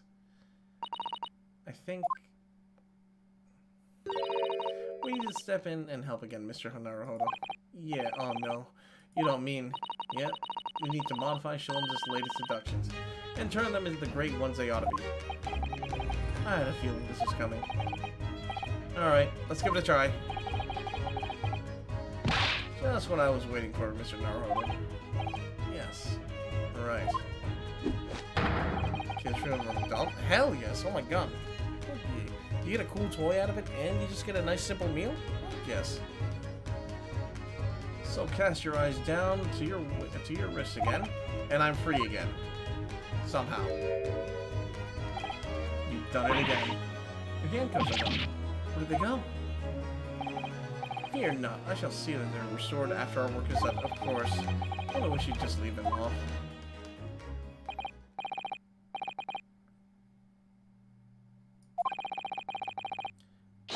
Sholmes is proud to present his logic and reasoning spectacular. Okay. Here we go.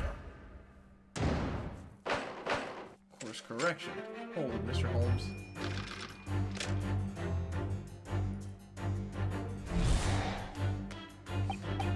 Mr. Pavlov, months ago you claimed the following. His death has nothing to do with me. This whole thing has nothing to do with me. And you can't deceive yourself. Yes. Do you recall those horrid events? Your aching heart smarts with pain. There's the incurred. She doesn't have a pained expression on her face. Yeah, that's true. She looks as though Cosmosama's death is weighing heavily on her mind. But you're not sure Sholmes has read her quite correctly, is that it? Could there be some other way to interpret her expression, then? Let's take a moment and really look closely at Miss Pavlova. You recall the... let's see... aching heart... She really does look troubled. Yeah, typically she's putting that expression on to fool us. But if you look closely, it's like she's actually staring at something. What do you think? Perhaps something physical causing her pain? Her wrist? Her wrist?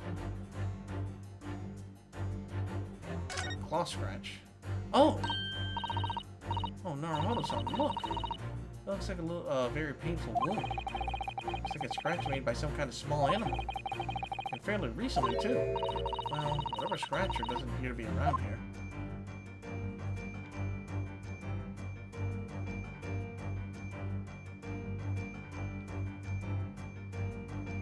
Wait a second.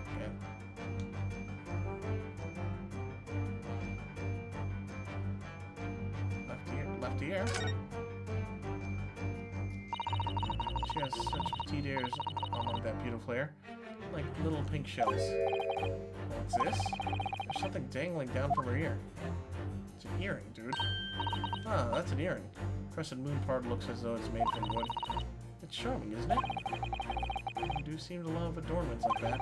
In their hair, around their necks, on their fingers, and even hanging from their ears, it seems. Oh, jewelry is beautiful, Naruhodo-san. Let's see, anything here?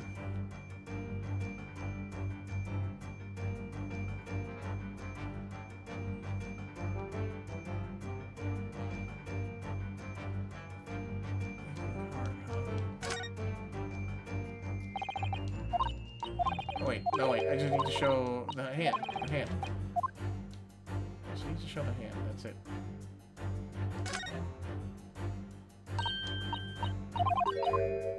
I just need to present. Yes! There we go.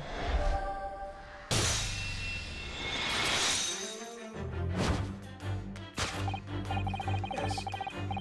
You recall those ward events, that claw scratch smarts with pain.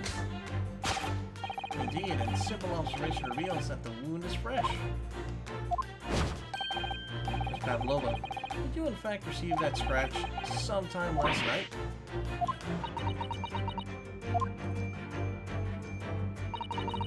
When I think about the young man who died next door, I feel so sad.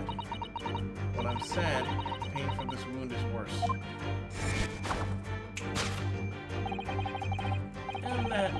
And it is that very pain that evidences your inexorable link to the victim's death. So we ask, what was the nature of this intruder that stole into the victim's cabin on that portentous night?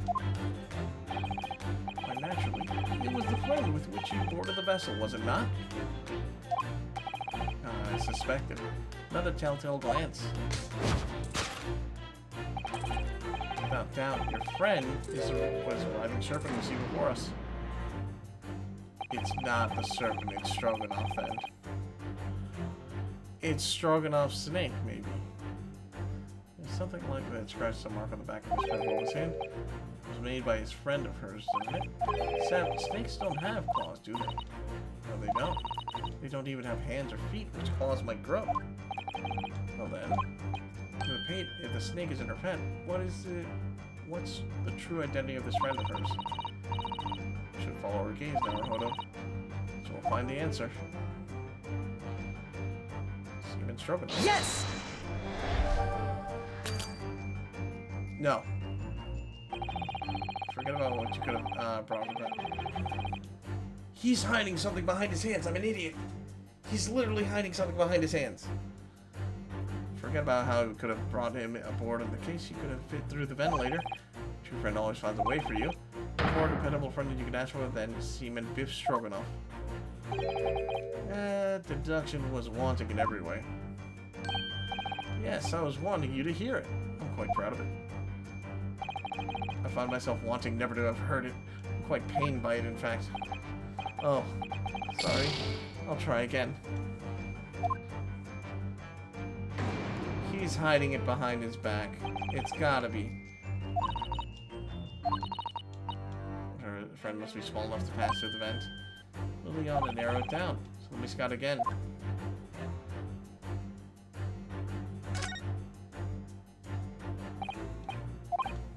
Straight at Seaman Stroganoff. Well, they do seem to be friends of sort, but I can't imagine how we possibly could fit through the ventilator. Yet that I managed to fit inside Cosmos' trunk when we first boarded the ship. Also ask what that proves, but I think an equivocal little smile would be more effective.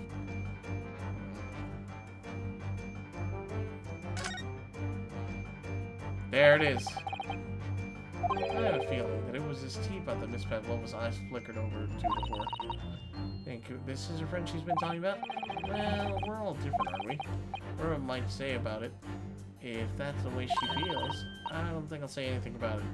You and the teapot can discuss it instead. Wait, you know what I mean? That's what I thought I saw.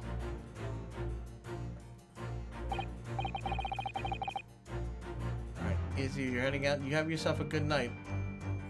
Oh wait, no. Shadow, you're heading off to bed. You have yourself a good night. You take care. Look at this photograph in this frame. So something Miss Pavlova brought with her when she ran away. She's exceptionally beautiful, isn't she? Yes, that's true. Personally, it's the little black creature she's holding that's caught my eye. Maybe we'd better take a look at that. Look at this little cat Miss Pavlova's cuddling here. What a cute little kitten. It could be with you, couldn't it, Naruhodo? Well, the blackest out could fly with you. Ah, black kitten. And from the look of this picture, at least Miss Pavlova seems very attached to it. Yes!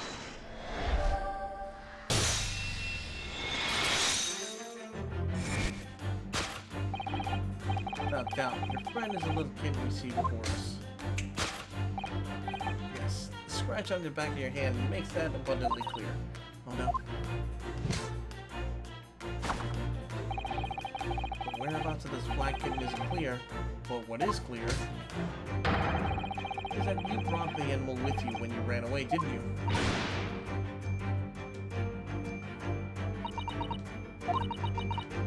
Darka is my best friend. I couldn't leave her behind. Darka would appear to be a Russian blue. And yet, the fact leaves us in a quandary.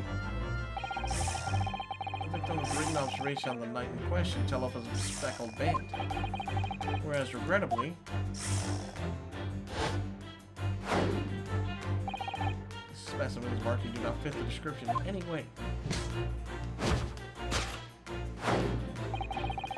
What explanation can we give then, Pray? What was this slate that fell upon the victims last night? Don't look at me. Well, but it does, you have the answer to the quandary even now, hidden behind your back. Which means you are trying but failing to conceal. Only the snakes.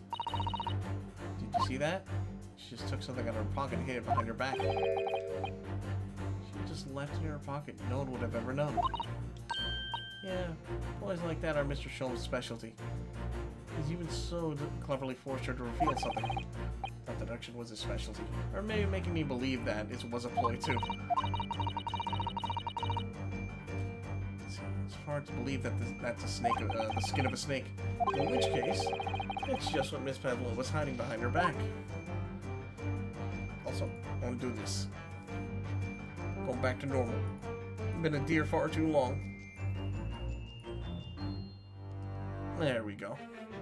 That's much better. Sorry, I really just like being, Now then, let's solve this. Snake slaw skin, that is... No, wait, what is that? What the hell is that? Well, it's speckled and it's a band, but... Oh, it's a cat toy! It seems to be soft and fluffy, a long piece of cloth of some sort. It looks like a handle at one end. I think it might be a cat's toy. It sort of is common in the West, apparently. How is that a toy for cats? Cats who like to chase the band around and paw it. Kittens in particular love that sort of play. You only need to wave it in front of them and they pounce to catch it. That sounds positively adorable. There we go. Yes! We just need to define what it actually was. Yes, the thing you are trying but failing to conceal is, a cat's toy. Precisely. The true nature of the now infamous speckled band.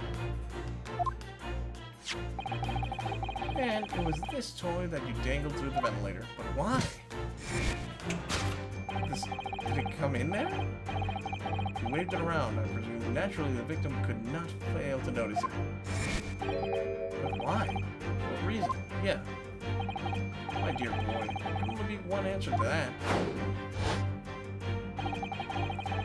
After our feline friend disappeared through the ventilator into the neighboring cavern, Loba attempted to use speckled cat's toy to entice the creature to return. That sounds more reasonable. That sounds more logical. In summary, the nature of this friend of Miss Pavlova's, which last night infiltrated the scene of the crime, is a blithesome Russian blue breed of a cat by the name of Dark. That sounds about right. Truly troublesome feline, young Darka was proving to be. She must be caged once found. You'll forgive us for borrowing the photograph of your pet, Miss Pavlova. So we'll take that as evidence.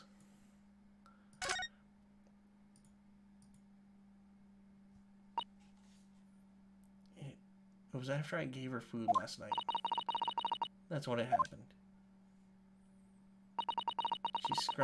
She scratched the back of my hand and then ran up the bell cord. Before I could do anything, she had disappeared through the ventilator. What the? Darka. She's so naughty.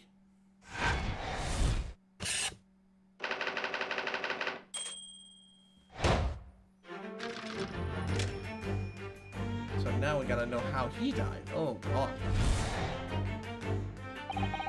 Moving on, we come to the heart of the matter. The grim demise of the victim. How did this young man lose his life, and why? According to data which we have been appraised, it would appear that there was no visible sign of injury.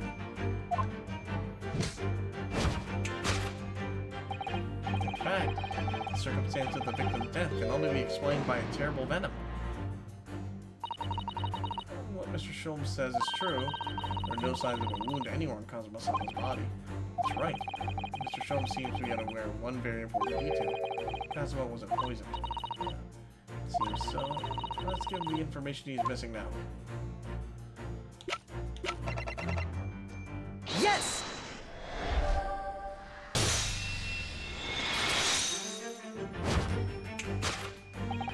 In fact, the circumstances of the victim's death can only be explained with his post-mortem report.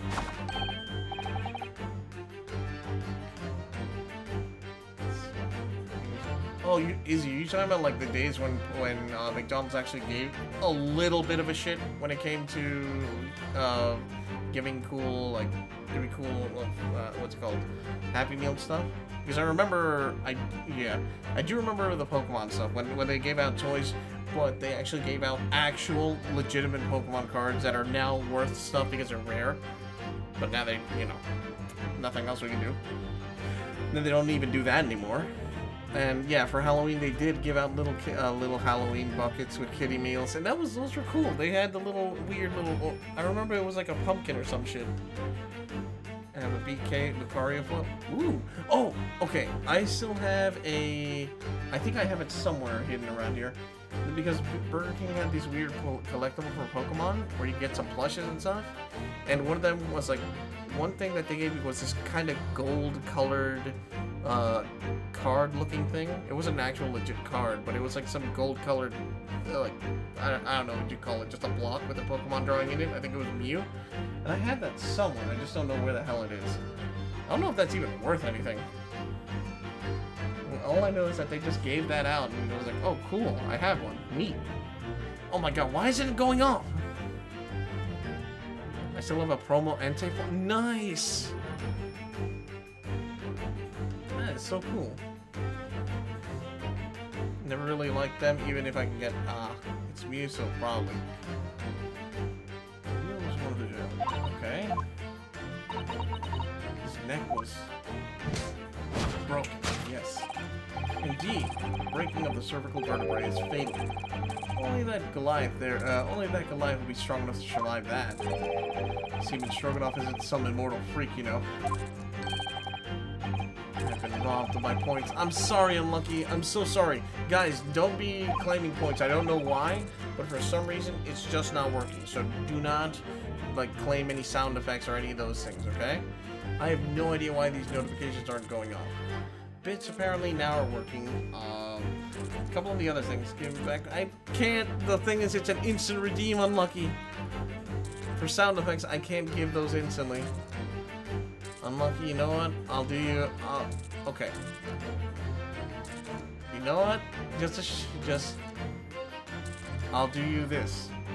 Now, I can't give you those points back, but I'll do this. Oh yeah, I forgot. Sound effects are done. Yeah.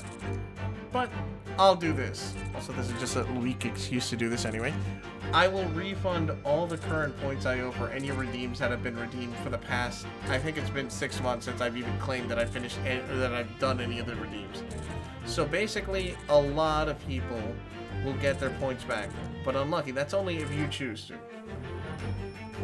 So unlucky. Do you want to be the hero that suddenly just gets people a bunch of points suddenly out of nowhere?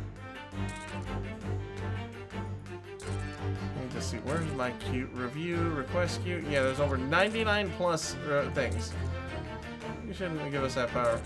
I'm not giving you guys that power, I'm giving Unlucky that power. So, he gets to choose. Give us the points, cause he... Alright, you know what? Heads up everyone in chat, if you have redeemed points, or if you have redeemed some stuff besides sound effects, I can't give you back sound effects stuff, sadly. Those are instantly those are instantly claimed and claimed as complete. But everything else, you're suddenly going to get a bunch of points now.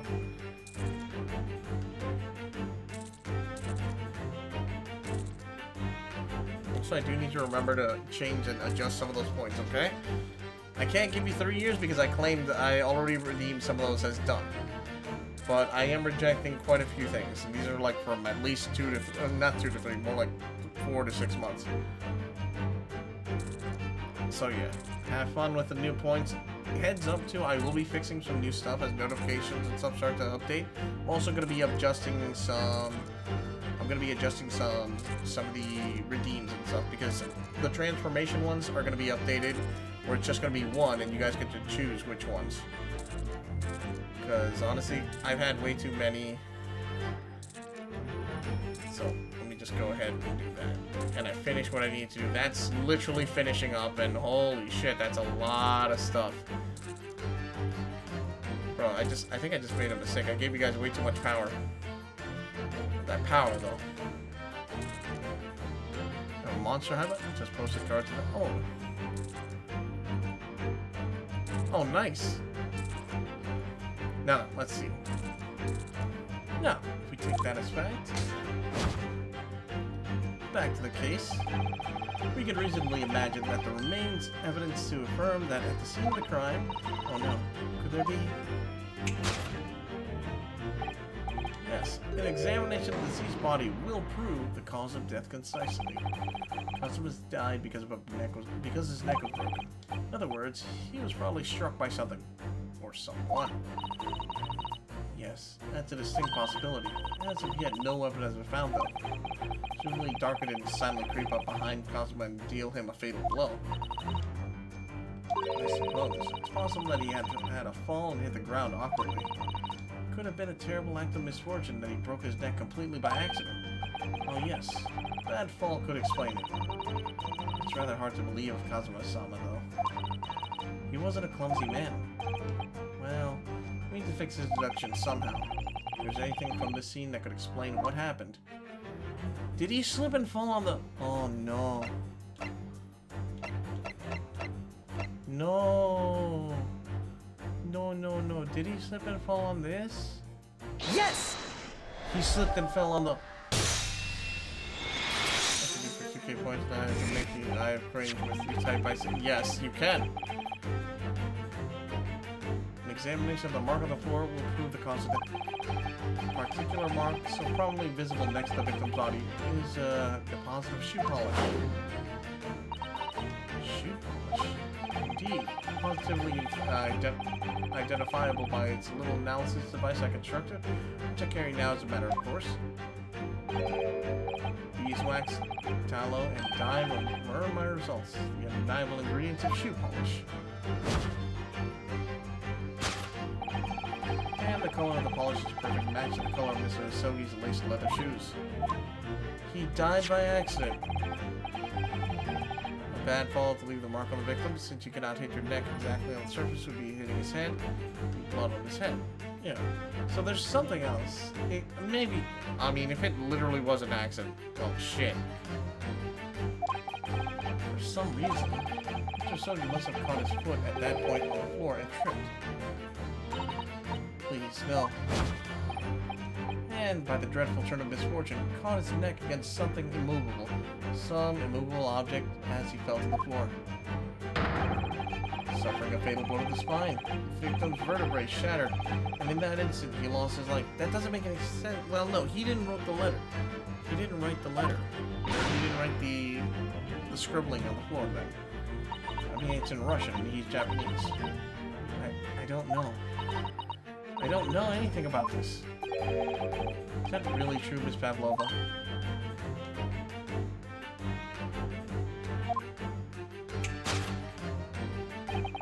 What about the evidence left at the scene where Mr. Asogi lost his life? Yes, the facts are as clear as day to me. You did all you could to conceal the incriminating evidence. What is she looking at? And now your involuntary glance betrays you the hiding place you chose. That's right. You hid the evidence that links you to the victim's death in that traveling case. I don't believe it. Kazuma-sama's merely tripped over and now he's no more? Honestly, I'm happy I have a monster high bucket because my little brother might have more, but pretty monster girls are noise. Okay, I need to know. I need to know now. I'm hooked. It's hard to believe, but the mark on the floor does seem to suggest what happened. But if it's part of Mr. Shulman's deduction is right, Miss Pavlova was trying to hide some evidence that would prove it. Here in this cabin, somewhere in the direction that she just cast her eyes. Where, I wonder. Let's have a good look around. The answer must be here somewhere.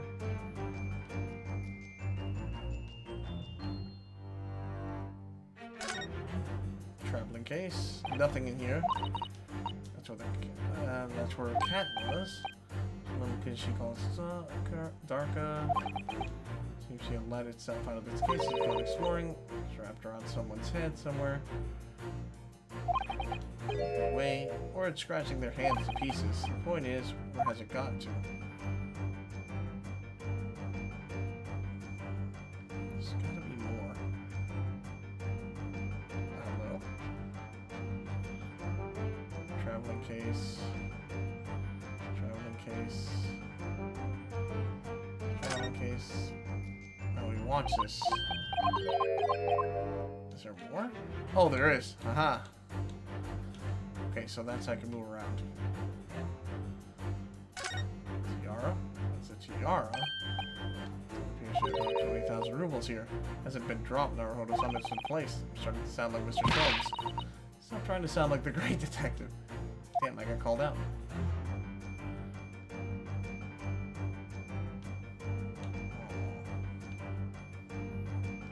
What's in here? There is something. It's a waste paper basket. Perhaps all its first-class cabins out there. Well, Miss Pavlova only started occupying this cabin late last night. Assuming there's not much rubbish in here yet. The other half of the cup. It's a broken piece of glass, isn't it? Yes, it is. And I feel like I've seen it somewhere before. Looks familiar. Perhaps it's more than your mind simply playing tricks on you. Yes!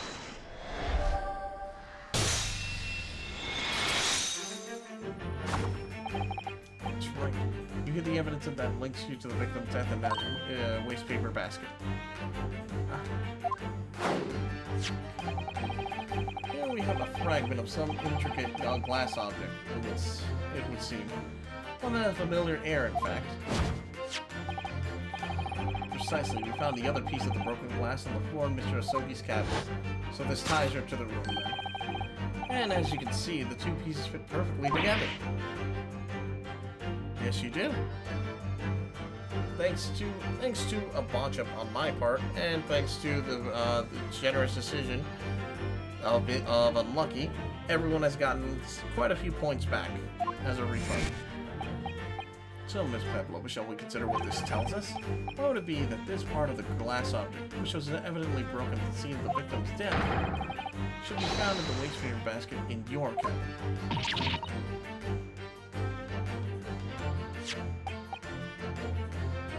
You're well acquainted with this glass bell, aren't you?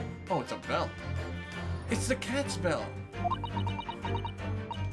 I don't know. In that hush Russian accent of yours? Well, I don't know in that hush Russian accent of yours won't save you at this time, my dear girl. Why? Because we have conclusive evidence linking you to the bell in question. What? Take it away, Mr. Naruto. I love that he sends it to me. Yes. The evidence linking Miss Pavlova and this little glass bell. That would be... Yes! If you look at this photograph, you can clearly see, hanging from Darko's collar. There you go.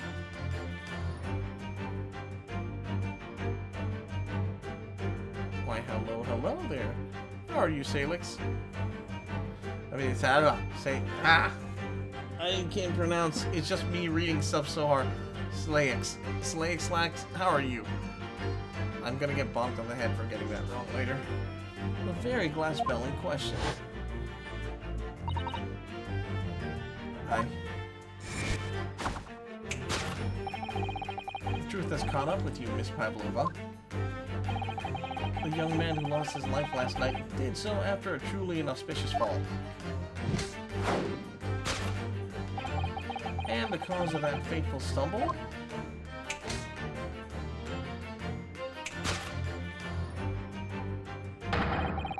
Your absent feline friend, Darka.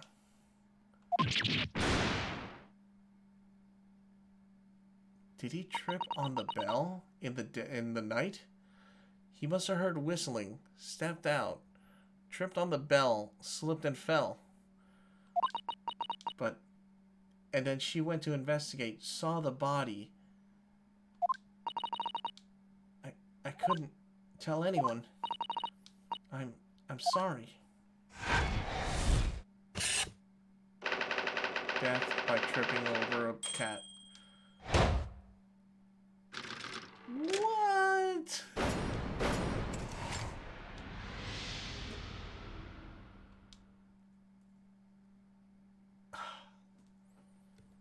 No way.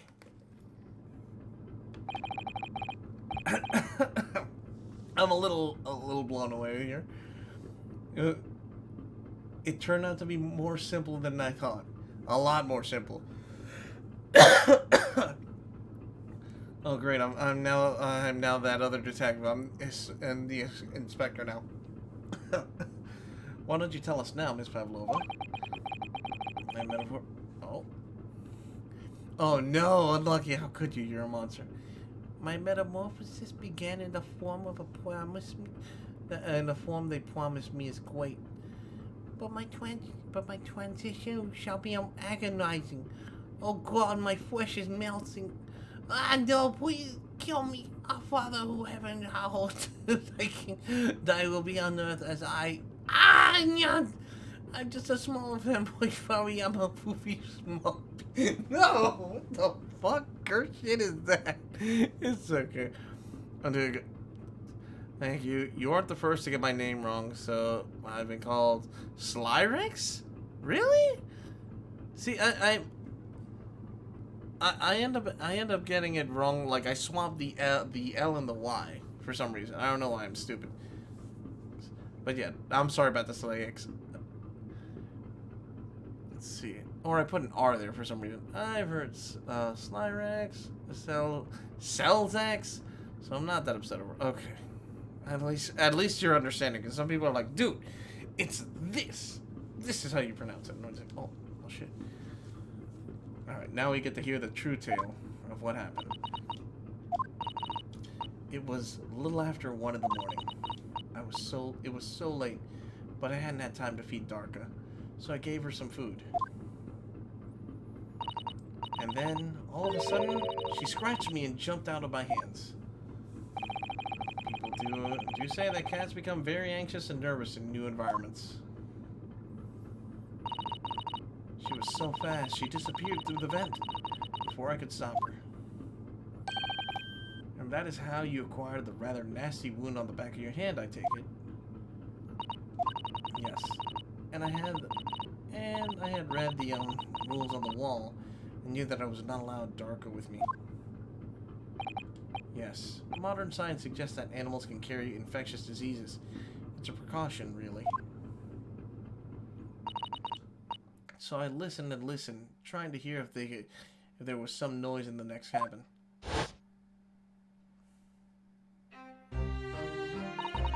It was very quiet.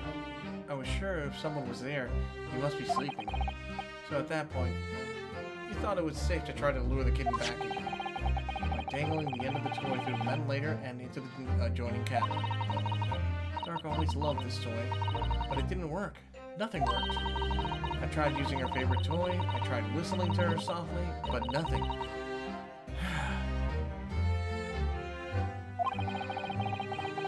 Now, there's another one of those that made Malcolm do quite. Oh, yeah. Yeah, I remember that one. So the faint whistling sound Cosimo wrote about in his diary was Miss Pavlova trying to retrieve her pet. Cats have a propensity to remain hidden in the shadows when frightened. Yes, so there was nothing else I could do. I just had to wait until she had calmed down. But then... Oh, no. I nearly passed out with shock. I heard her cry out, and then... Oh, it was such a dreadful bang. And afterwards, nothing. It was totally silent. Kazuma was...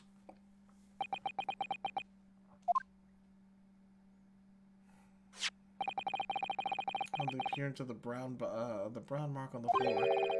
Seems like that what you heard was a victim stepping on the glass bell and tripping up.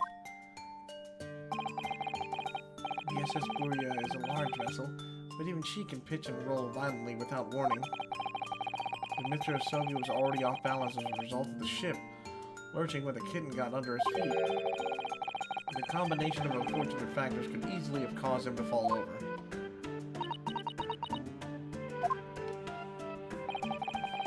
Oh, God. Oh, God, no. My history comes back. But what became of the kitten afterwards? Now we don't know.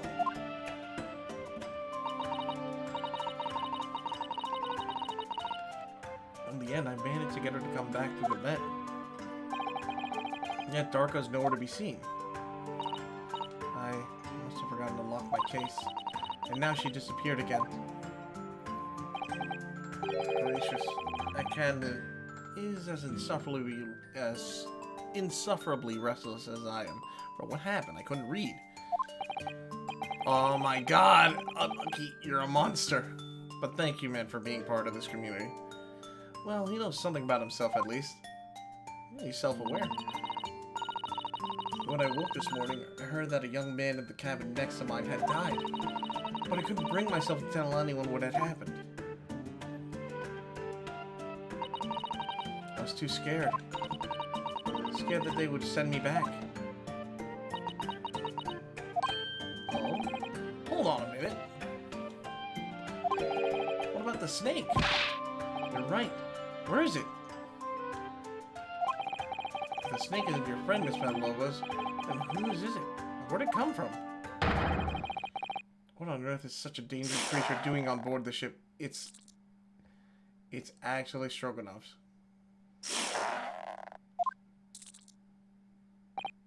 Oh, I didn't say? Snake is my friend. His name is Piriosko. Piriosko? I don't know if I pronounced that. What? This man is breaking the rules himself. The snake belongs to you? He escaped from cage when emergency alarm sounded. I was looking for him. I did not expect to find him in here. Yes. How did that snake get into this cabin? But animals are not permitted on board. We are at sea for 1 year. You want to be so long without close friend, without someone who understands? Couldn't you find someone a little more human who understands you better? Apparently a snake only understands it. My dear burly fellow. A gargantuan venomous snake? Surely you can't appreciate the danger of putting everyone in. No venom. Huh?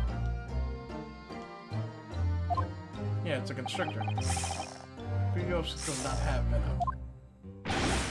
He is harmless, very long but very gentle. He is adorable, like Granny. Like Granny?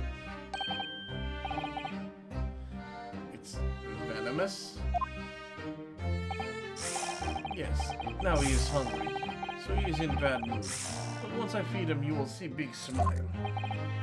And you feed him what? You feed him what? Milk, I suppose? Huh. Like they say the milk chickens? Ridiculous. Snakes that drink milk are only in stupid stories. Ryok eats mouse. He eats fat, round mouses. Ah. Oh. So, is that what the mouse trap in the passageway out there is for? Of course. How else can I catch my friend's favorite food? Nothing says top of the food chain like the look on their eyes right now.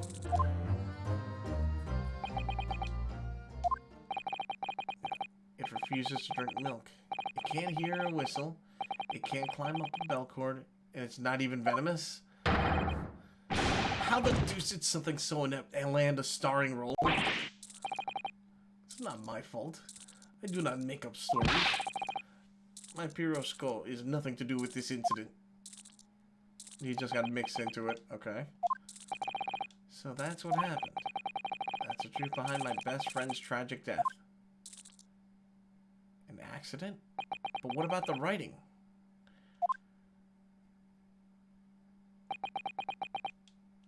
Doesn't make sense. There's more hidden here.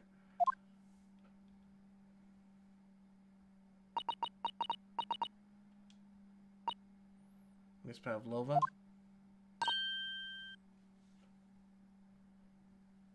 I mean, that's why they normally keep cats on board. I understand the difficult situation you found yourself under, and I do sympathize. But please, remember this.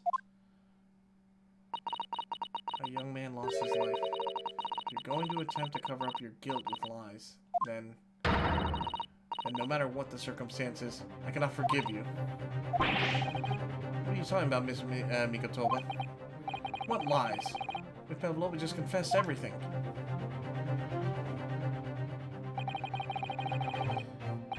It was just a series of unfortunate events. An accident. Hey, Modern, how's it going?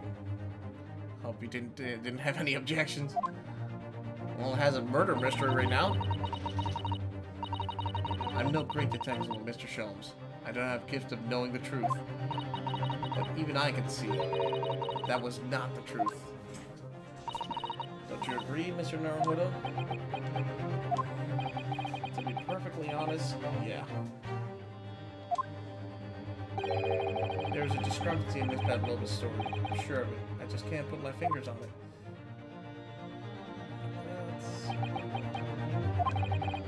I confess, I was intending to let Scotland Yard deal with any outstanding issues on this matter. Oh? I am only present here for a very specific reason. The truth is, you, Mr. Naruhodo, are simply a distraction. I do hope you've not been finding your shackles too uncomfortable. Not again. Especially as they're on your wrists as a result of my intervention. I was rather hoping I could resolve matters before we made our next port call. Or Mr. Sholmes? Yes, but I overlooked one important detail. The deceased young man was a very close companion of yours. Was he not? Yes. Kazuma was a closest friend. I owed him my freedom.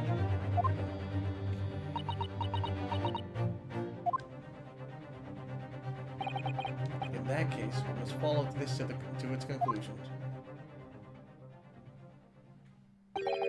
No further distraction. You must uncover the real truth here, Mr. Naruhodo. Yes, whatever that may be.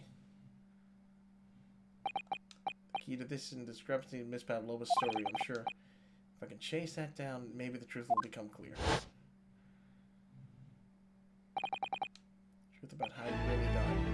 And how that scene in your cabin really came to be. Alright, I'll see what I can do. Excellent. Thank you, Mr. Naruhodo. So then, shall we begin? What should we polish first? The victim who lost his life in a cabin that was bolted shut from the inside? Was this truly an unfortunate accident, or was it the fact that no accident at all was being established in the first place? But we've already established it, haven't we? The man tripped over the kitten and had climbed into his cabin via the ventilator. Tragic, yes, but... Hold it! Wait, let's just take a step back. Doesn't make sense if that's really what happened, does it? I'm gonna have to ask you to spell it out for me, I'm afraid. Yes. Starting to take shape now. There are clear contradictions between the facts of Miss Pavlova's story here. The evidence is right there in Kazuma's cabin. It's undeniable. His death couldn't possibly have been a mere accident. Really? Let us show our hand, Mr. Naruhodo. Time to present the evidence. Evidence that proves it unequivocally that the victim's death was no mere accident.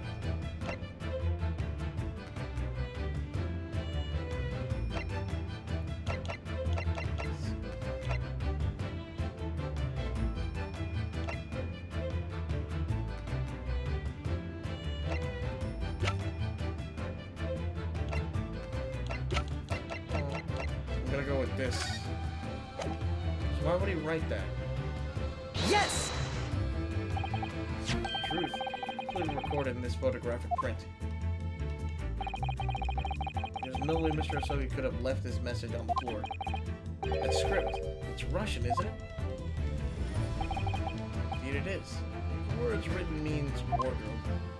I see what you mean. Most people would leave a dying message in their native language. Japanese in this case. But maybe he was studying Russian. It's a simple language. He could have picked it up very fast. Yeah, no, you cannot. As someone who tried to learn Russian myself, it is not. That doesn't seem likely. That's actually not the point. It makes no difference whether he knew Russian or not. Sorry? What do you mean? Exactly what I said before.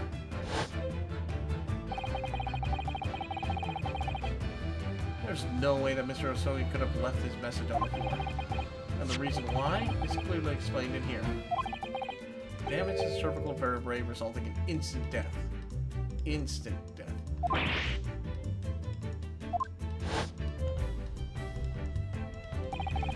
Which means, after the victim fell to the floor, he couldn't have possibly written anything. Because he was already dead. That's not the only reason either. There's something else we found in Mr. Asogi's cabin. The remnant of something that couldn't possibly have been there if what Miss Pavlova told us was true. What? So to notice it too then. Putting this message on the floor side, there's something else that gave the truth away. A piece of evidence that proves there was no accident. In other words, he got beat. Even I'm a little stumped here. Record that keeps the crew. Wait, hold on. Nothing to report, nothing to report, nothing to report.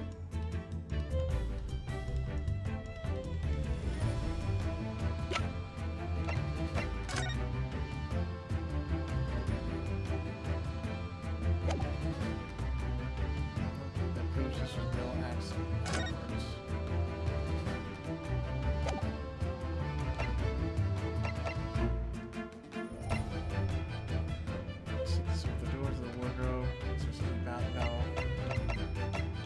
going to guess it has to be with his diary. The only other thing I can think of is this. Ship's log. Hold on. Yeah, it just stops at 2 a.m. Nothing to report after 1:35. Hear a faint whistling sound. It's after... Okay. Shortly after the scream. Shortly after the cat's meow and everything. That's when nothing happened. That's when stuff went... Okay. Yes! What are you trying to make with that evidence? I'm trying to see how Cosmo's death really happened, I think. You're starting to see something... damn it. If it was no accident, we should be able to look for...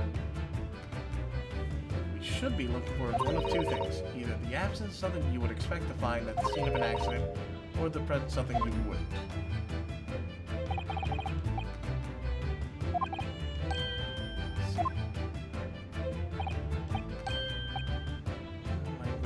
Doesn't fill me with confidence.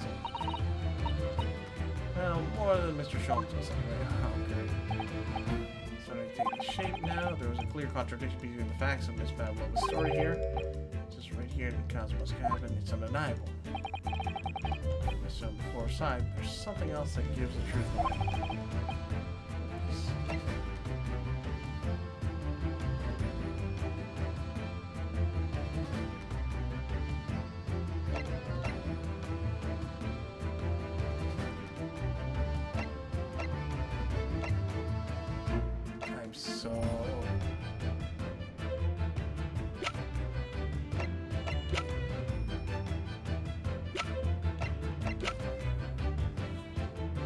My brain cannot function. Alright.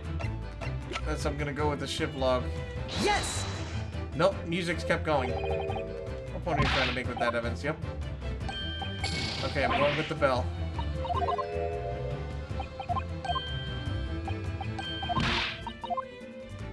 Skipping ahead, skipping ahead, skipping ahead. It has to be the bell then. Because why would only half of the bell be there? Yes! Nope. Oh, no, it is. Okay. This piece of broken bell next to the mark on the floor. But that's the glass bell that the kitten had around its neck. We already know all about it. It wasn't broken in half when the victim tripped over the cat and fell. So I already have a satisfactory explanation. There's a flaw in that logic. Fortunately, there's a very big flaw. A fatal flaw. What? If that's really what happened, then how did one half of the bell end up here in this cabinet? Yeah, remember that we found the other half of the glass bell in the waste paper basket. Would you care to explain that, Miss Pavlova? Oh no. Both these pieces of evidence clearly point to the same conclusion. That when Mr. Osogi died last night in his cabin, there was someone else in the room. That same person deliberately arranged a scene to disguise the truth, in order to cover up his or her own guilt.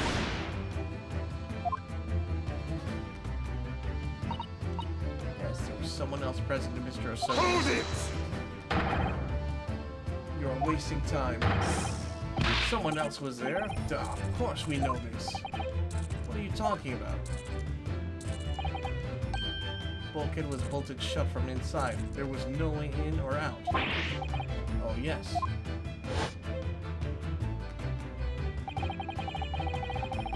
And the only other person in the cabin when young student died was Yes! you. It's true. I was in the cabin when it happened. We were shut inside the cabin wardrobe to be precise about the details. I don't know Russian. There's no way I could have left that message. Not would have. There's no way you could have left this message. To be precise about the details. Would you mind? Forgive me, my dear fellow. As I was saying, the person in question wrote the word wardrobe in Russian on the floor. An attempt to incriminate me for the crime, even though I had been sleeping there the entire time. then, the same person picked up the broken glass bell that had fallen on the floor. For fear of becoming evidence that would show how Mr. Osogi really died. Why wouldn't this person have taken all the pieces of the bell anyway? Leaving half behind was always going to raise questions. Yes, well, it was past 1 o'clock in the early hours of the morning. Kevin would have been quite dark. A single small lamp suspended from the ceiling could barely have cast any light on the floor there. Little wonder, then, that the culprit failed to notice a fragment of the tiny item. You all suspect me, don't you? Hold it!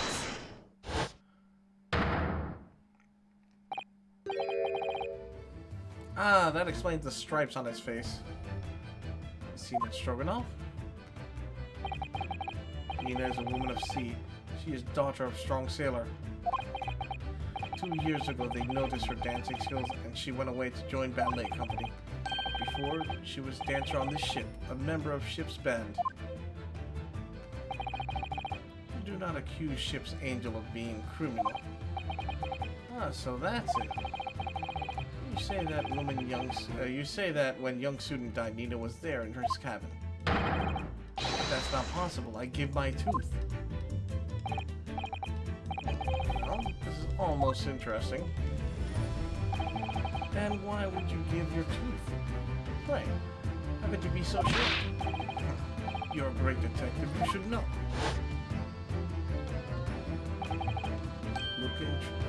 Look truth in eye. Cabin bulkhead was bolted shut from inside. Nobody could go into cabin. Not Nina, not anyone. Or do you want to tell me that killer can walk through locked doors? Yet, it's impossible. He's right. Wait, we've read about this in detective stories. People often tie threads around door latches that they can open and close them from the outside. Red, are you stupid? These bulkheads are not barn doors. Certainly not. These are watertight doors, as one would expect to find on any modern steamship. Constructed out of heavy steel with not a gap in sight. No threads, or needles, or magnets could have been used. No, of course not. I thought so too. Mr. Naruhodo suggested earlier, so... Susato-san, how could you shift it onto me? Yeah! So, Seaman Stroganoff has a valid point. The cabin door couldn't have been bolted shut from the outside. Not necessarily. What? I put it to you that I could bolt this door... I put it to you that I could bolt this cabin door without laying a finger on it. And in this very cabin.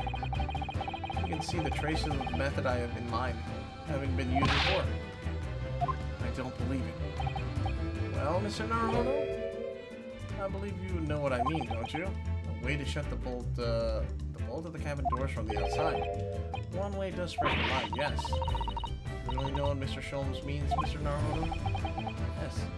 And so should you, because we've seen it happen. Indeed we have.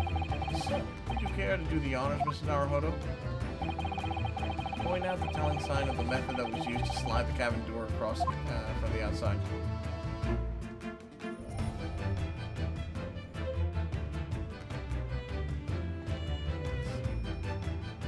I don't have... It's not going to give me any indicators or anything. It just point. Yes! Look at the bookcase there. See all the books and things that on it have toppled over? That must have happened when the ship made its emergency stop before. Yes, that's right. It's a very powerful vessel, after all. When the engines are thrown into reverse, a violent jolt goes across the entire ship. Any small objects that aren't fastened down are bound to fall over. I believe... yes. It's what's known as the force of inertia, acting on all objects. Is there nothing Susato-san doesn't know? Or that isn't in her book, at least? Whatever it's called. That same force that pushed over the books on the bookshelf also made something else in the cabin move. The bolt on the cabin doors. It was very obvious just after the emergency stop that the ship made earlier. We had come into this cabin not long before, and we hadn't bolted the door. But then... Hello? Is anyone there? Shout if you need assistance. That sounds like... Inspector Hosonaga? Oh, Hosonaga? Bah. Cannot read names. Oh, yeah. That's it. When the ship stopped suddenly, the bolt flew across and locked the door. Yes, it's made of metal, but it's small and light enough to be moved by the ship's sudden change of speed. Or the force of inertia, if you want to call it that. Are you trying to say that last night, after Mr. Asogi was killed,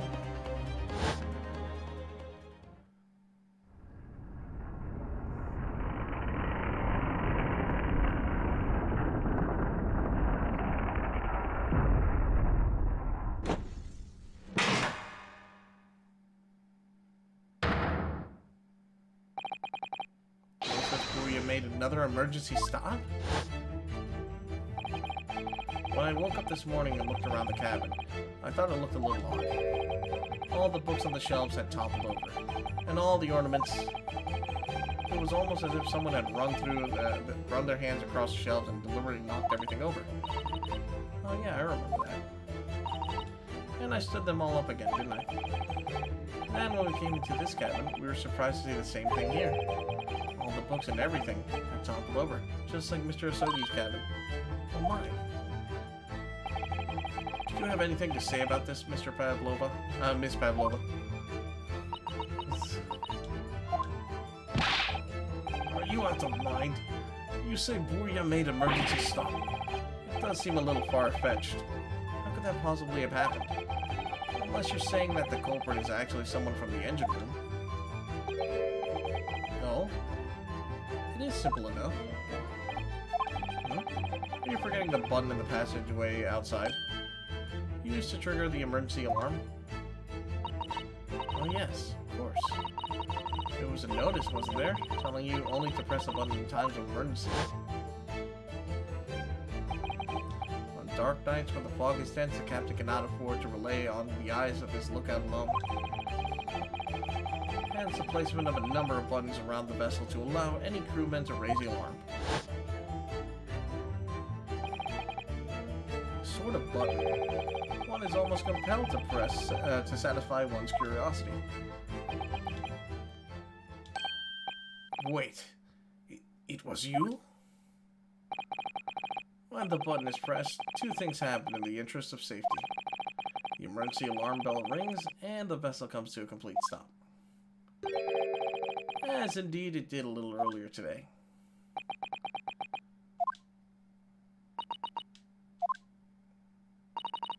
Mr. Sholmes? Surely it wasn't you who... As I always say, a button has but one purpose in life. To be pressed, whatever the occasion. He sounds almost proud of himself. How dare you mess with ship? I report you to Captain. You are in much trouble now. Now. I'm sure all this can wait until later. Let us not overlook the fact that we have not now learned a valuable lesson. When the vessel makes an emergency stop, the bolts of the cabin door slide closed. So, what we must now consider... Yes, it all comes down to one thing now. Last night, after what happened to Mr. Sogi, did the ship make an emergency stop, or did it not? You are idiots. Burya is a huge ship with many passengers. If we make an emergency stop, even in the middle of the night, there would be chaos everywhere. What are your thoughts, Mr. Naruhodo? Well, it's certainly possible that some kind of emergency happened last night. We had evidence to support that idea, didn't we? What evidence, Mr. Naruhodo? Fascinating. Show us, my good man. Well, it promotes the theory that some emergency gripped this vessel last night. Yes! Seaman Stroganoff? It's your duty to patrol the first-class area of the ship, isn't it, right? That is correct. Why? And the ship's logs here. This would be where you record the details of your duties. What are you doing with that? That's mine. You rather carelessly left it atop the little makeshift bureau at the passageway out there. But as responsible passengers, we took it onto our care with a mind to return it to you later. I left it there on purpose. That is where I put it always. The point is, looking at what you usually record, it's clear that under normal circumstances you write the phrase, "nothing to report," every 30 minutes. But from 2 o'clock to last night until first light this morning, nothing was recorded at all. Nothing recorded in the log? That is... Duh!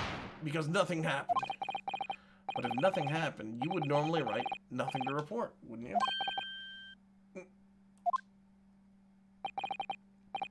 Indeed so. Which tells us that shortly after 2 a.m., something happened. Here aboard the SS Moria. Something sufficiently significant to make you forget to fill in the ship's logs, in fact. Are you suggesting that the ship really did make an emergency stop in the middle of the night? Stop talking rubbish!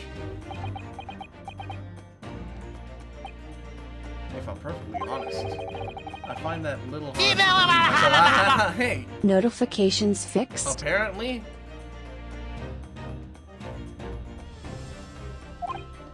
Oh, why?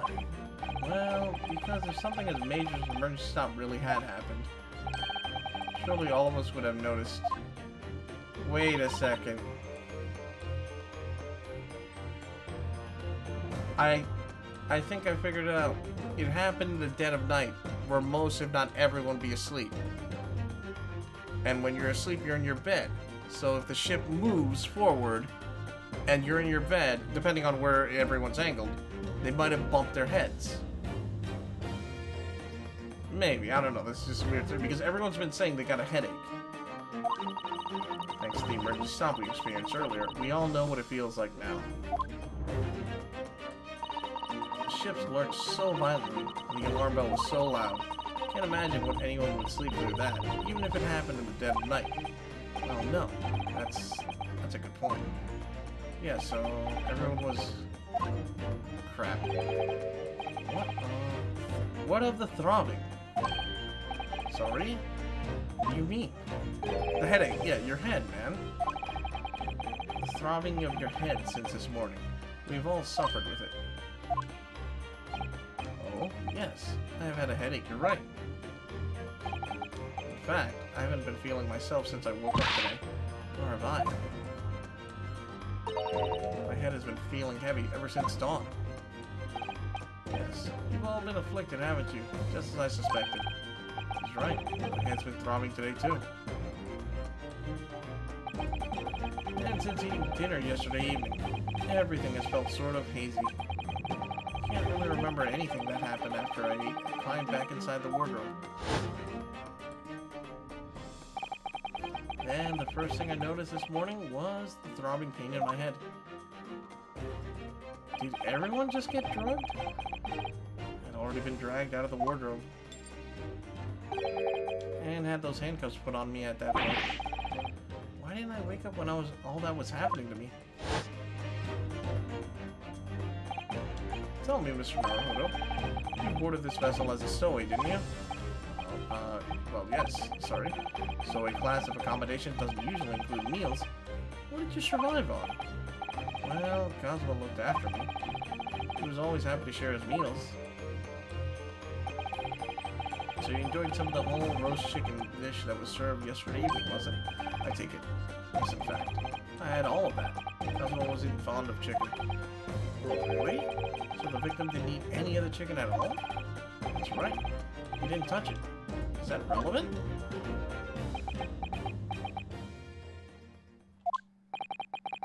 My dear fellow, does that not strike you? Mr. Sholmes, do you mean to say... What? Sublime? Nani?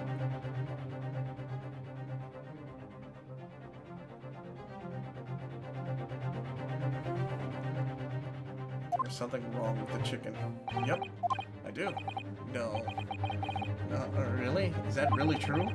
The meal prepared for the passengers last night had been tampered with?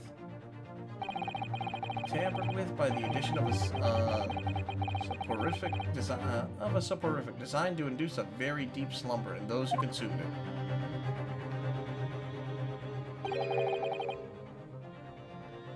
So, basically, unlucky, the night before of the whole incident, they had dinner in the cabin. Everyone has dinner there, and the ship provides the food, because it's a cruise.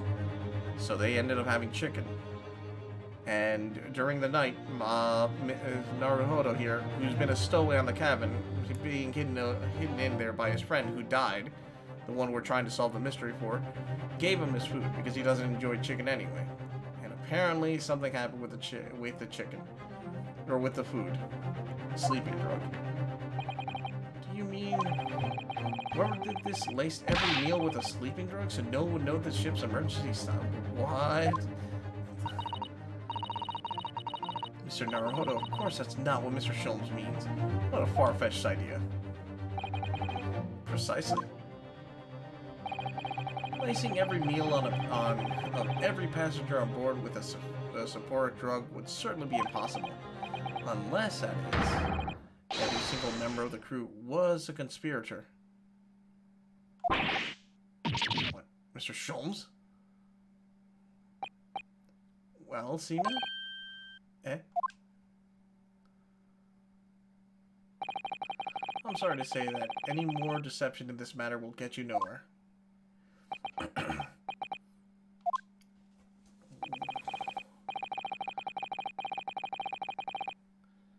If you refused to talk, there would have been an inquiry made through the shipping company, of course.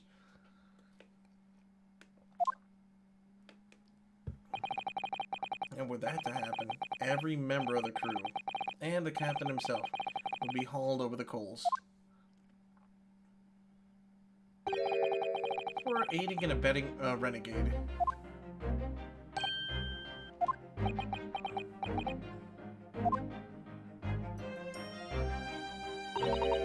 Please, no more. I'll tell everything. Eh? I cannot make problems like this for everyone anymore. Hey, what's up, Portal? These crewmen are your former comrades, I believe. So everyone in the ship, all the crew members, decided to take part in this to make sure she could get out of there safely. Because she used to be a former member of the thing. She used to be a former crewmate. And hearing that she was suffering as forced to be a ballerina and everything there, turns out it wasn't as great as originally thought. She had to get out. And the crew decided, alright, in the dead of night, guys, we're just going to do an emergency stop. And she can get on board. These crewmen are your former comrades, I believe.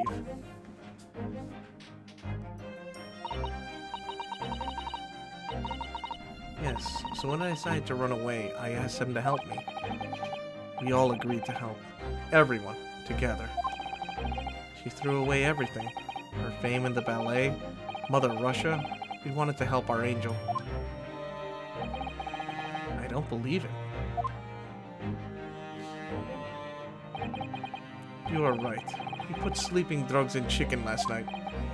Yes, I remember now. I did notice chewing on a lump of something strange and bitter at one point, and you still ate it. Duh. We could not make all drug. How do you say, dissolve? Ugh, talk about heavy seasoning. At midnight in waters near Shanghai, we brought our angel on board.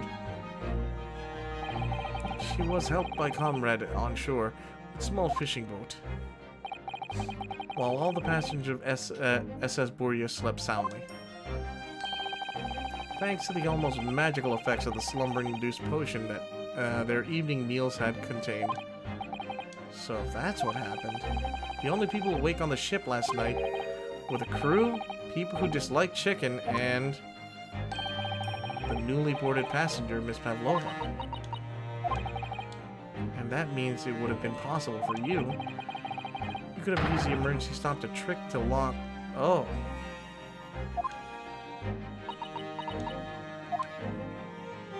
Since everyone was asleep, no one noticed.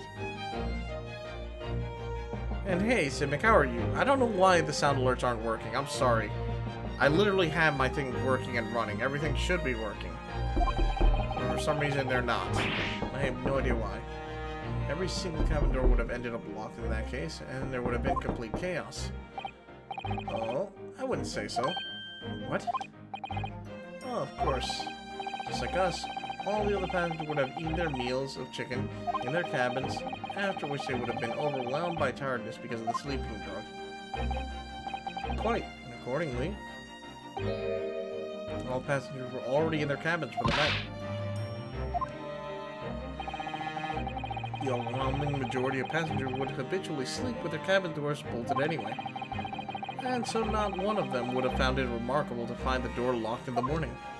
Ay, ay, ay. Holy shit, 6 coming out of Oh, you didn't need to. Some Brook 6 coming out of nowhere and gifting a sub. Hey, thanks, man. You don't need to do that, though. God damn. In summary, in order to fasten the bolt in every single cabin on the door, the culprit brought the entire vessel to an emergency stop in the early hours of the morning.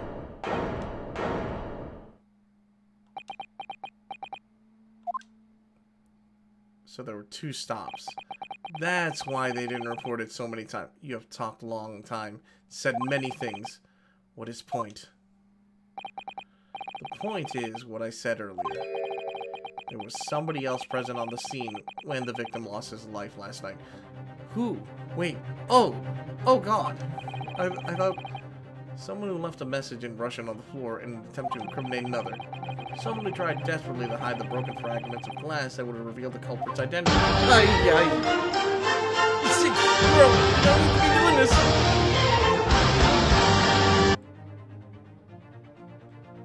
And someone who abused the ship's emergency stop to produce a procedure in order to lock a door.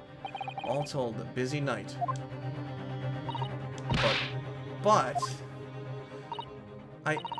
I don't know any of this. I'm just a little girl. You like to speak with your long English words and explain your clever ideas? But I am sailor, and sailors don't listen too long. Boring stories we don't believe. Sailors like me, we trust only what we see with our eyes. A laudable trait. What? I'm quite of the same disposition, my good man. Observation to me is everything. And Mr. Naruhodo? Oh, yes? You hear it? The accusatory cry of guilt on the wind? What's accusatory? What accusatory cry of guilt? Sorry? You've lost me. Proof of involvement, man. But you can't hear such a call with your ears. No. You must hear it with your eyes. For observation is the basis of all deduction. What are you talking about? I believe the time has come. For one final logic and reasoning spectacular, to expose the truth. So, Mr. Naruhodo, your sensitivity, please. What exactly, Mr. Sholmes? With what exactly, Mr. Sholmes? With observation, my dear fellow, just as I said, of these 2 provocateurs. Observation? You remember, Mr. Naruhodo, we know that somebody tried to fabricate evidence, don't we? Like tampering with the scene of Mr. Osogi's death. What we're looking for is some trace of evidence that one of these 2 was there when it happened. Precisely. You're delightfully equipped to grasp my meaning. Alright, let's see what I can see. So we're looking for a trace of evidence that shows someone else was in there last night when Kazuma died. Yeah. Let's see. Wait a second. Here.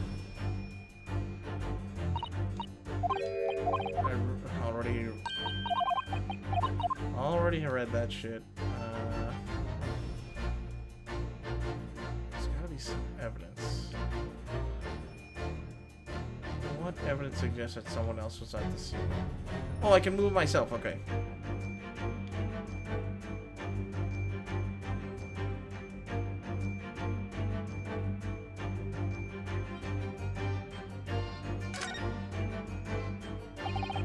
Yeah, his arms like tree trunks.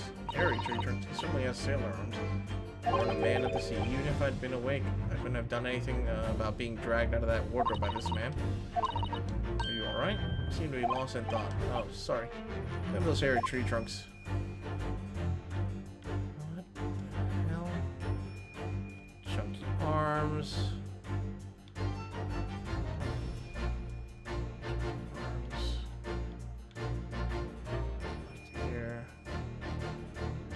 History. Oh, that's the history. Wait a second. Just petite ears among the... Okay.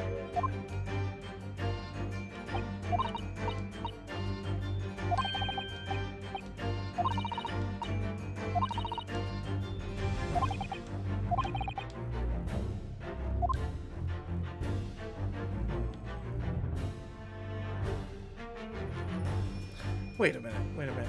You can't look at my. I can't look at my stuff. Chunky arms, of course. So yeah, I get the feeling it really is. Sailor's hat. Have you noticed something to know in Stroganoff's hat? Oh, no, sadly not. I was thinking it only found in Cosmo's cabin. It would be all so easy. It's true. I'm sure you saw a university uniform with seen somewhere. That's not the point. At least not the point I'm trying to make. Then I'm gonna grasp at straws here because this is the only thing that looks weird. Nope. Never mind. Oh god.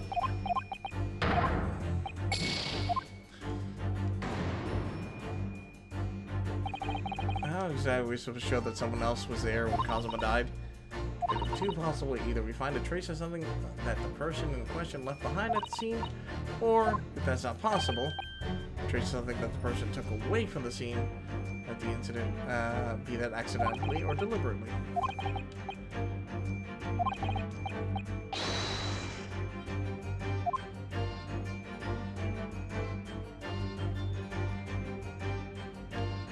Chunky arms. It's gotta be then the earring. Oh, what the fuck? Oh, look at this. Some kind of... the ink stain. Oh my god. It looks like ink if I'm not mistaken. Look at that color. It's clear where that came from. Oh my god, I almost went to the wrong thing. Yes! I almost went to the earring angle. Seaman Stroganoff, you seem to have quite a large purple stain on the back of your white uniform there. Eh? Ah, yes, I don't know where that dirt comes from. So, nothing in particular comes to mind about the stain. What are you trying to say? It would appear that the significance of that stain has escaped your attention, Seaman. Allow me to make it plain. A very large purple stain on the back of the Seaman Stroganoff's uniform, and I think what made it is clear. Indeed it is. So, Mr. Naruhodo, present the evidence that proves it. My pleasure. Alright, the evidence that proves what the stain on the back of the Seaman Stroganoff's uniform really is. Before I accidentally pressed on the wrong thing.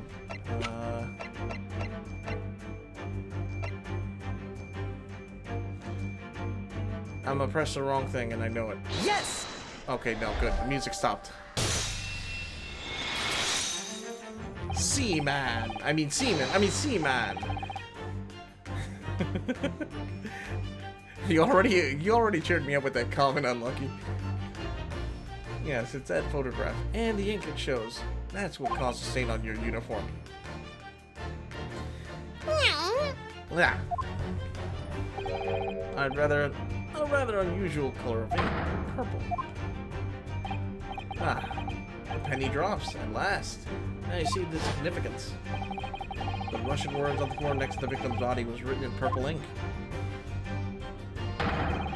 And the stain on the back of your uniform is ink of exactly the same color. The ink had been dry.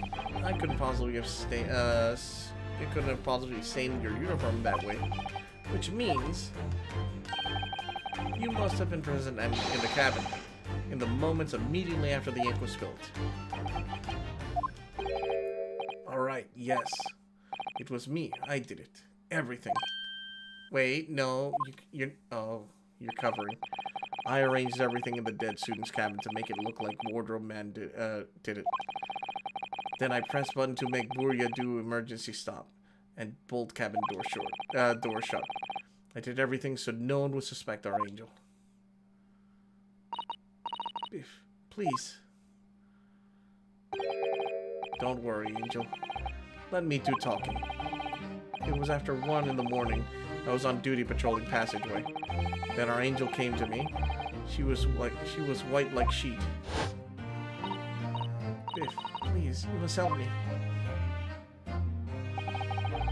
I went with her. The door to the cabin number 1 was open. When I looked inside, I saw student boy on floor. What happened in here? Please, don't tell anyone. My little one. My little furry friend.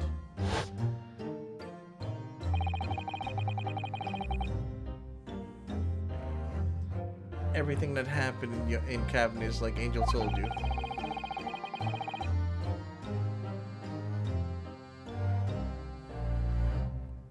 Maybe I did. Maybe I didn't. Why, do you want me to do ASMR now? Is that what you want? I don't know how to do ASMR, honestly. All I know is you get really close, but I think when I get too close, it just like... I don't think anyone wants that. Don't you fucking... Listen, this is not the voice that makes you do that. Unlucky, okay. The kitten escaped through the ventilator into Mr. Asogi's cabin. Then he tripped over and it broke his neck when he fell to the floor.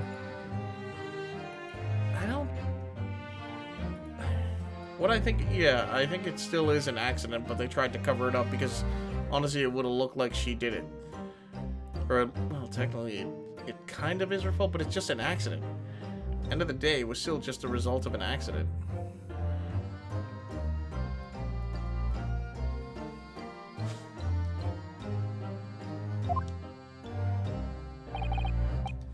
Yes, that's right. So after the incident, when the cat ran away, Miss Pavlova then visited the cabin next to hers, only to find its occupant lying lifeless on the floor.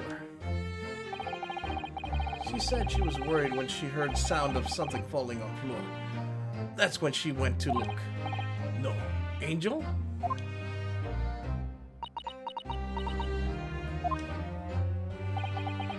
The door was not locked, so she opened to look and... you already know what happened after. There's just one thing, if you wouldn't mind. What? When you went into Mr. Asogi's cabin, Miss Pavlova, was he already dead? Why? I already told you. When Nina opened door of student's cabin and looked inside, I was asking Miss Pavlova.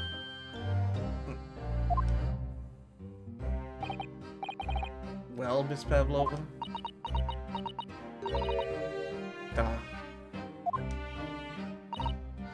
Oh. Yes, that is right. I saw him. It was dark, and he was wearing black, but he was on the floor, not moving. I was scared.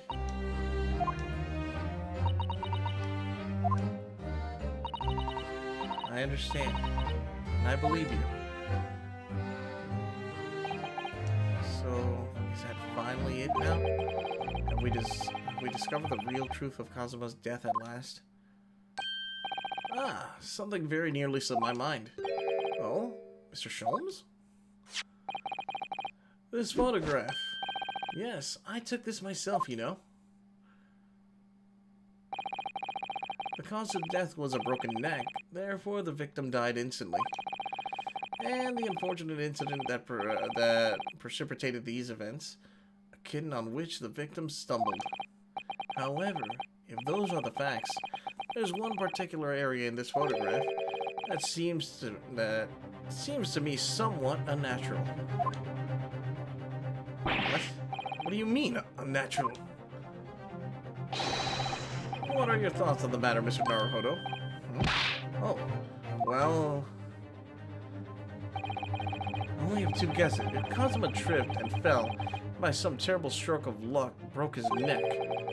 Which part of this photograph seems unnatural?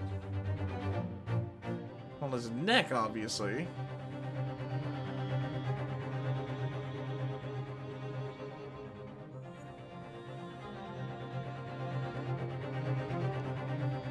Broke his neck, then which...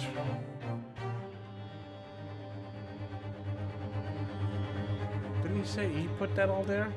No, he knocked it over then.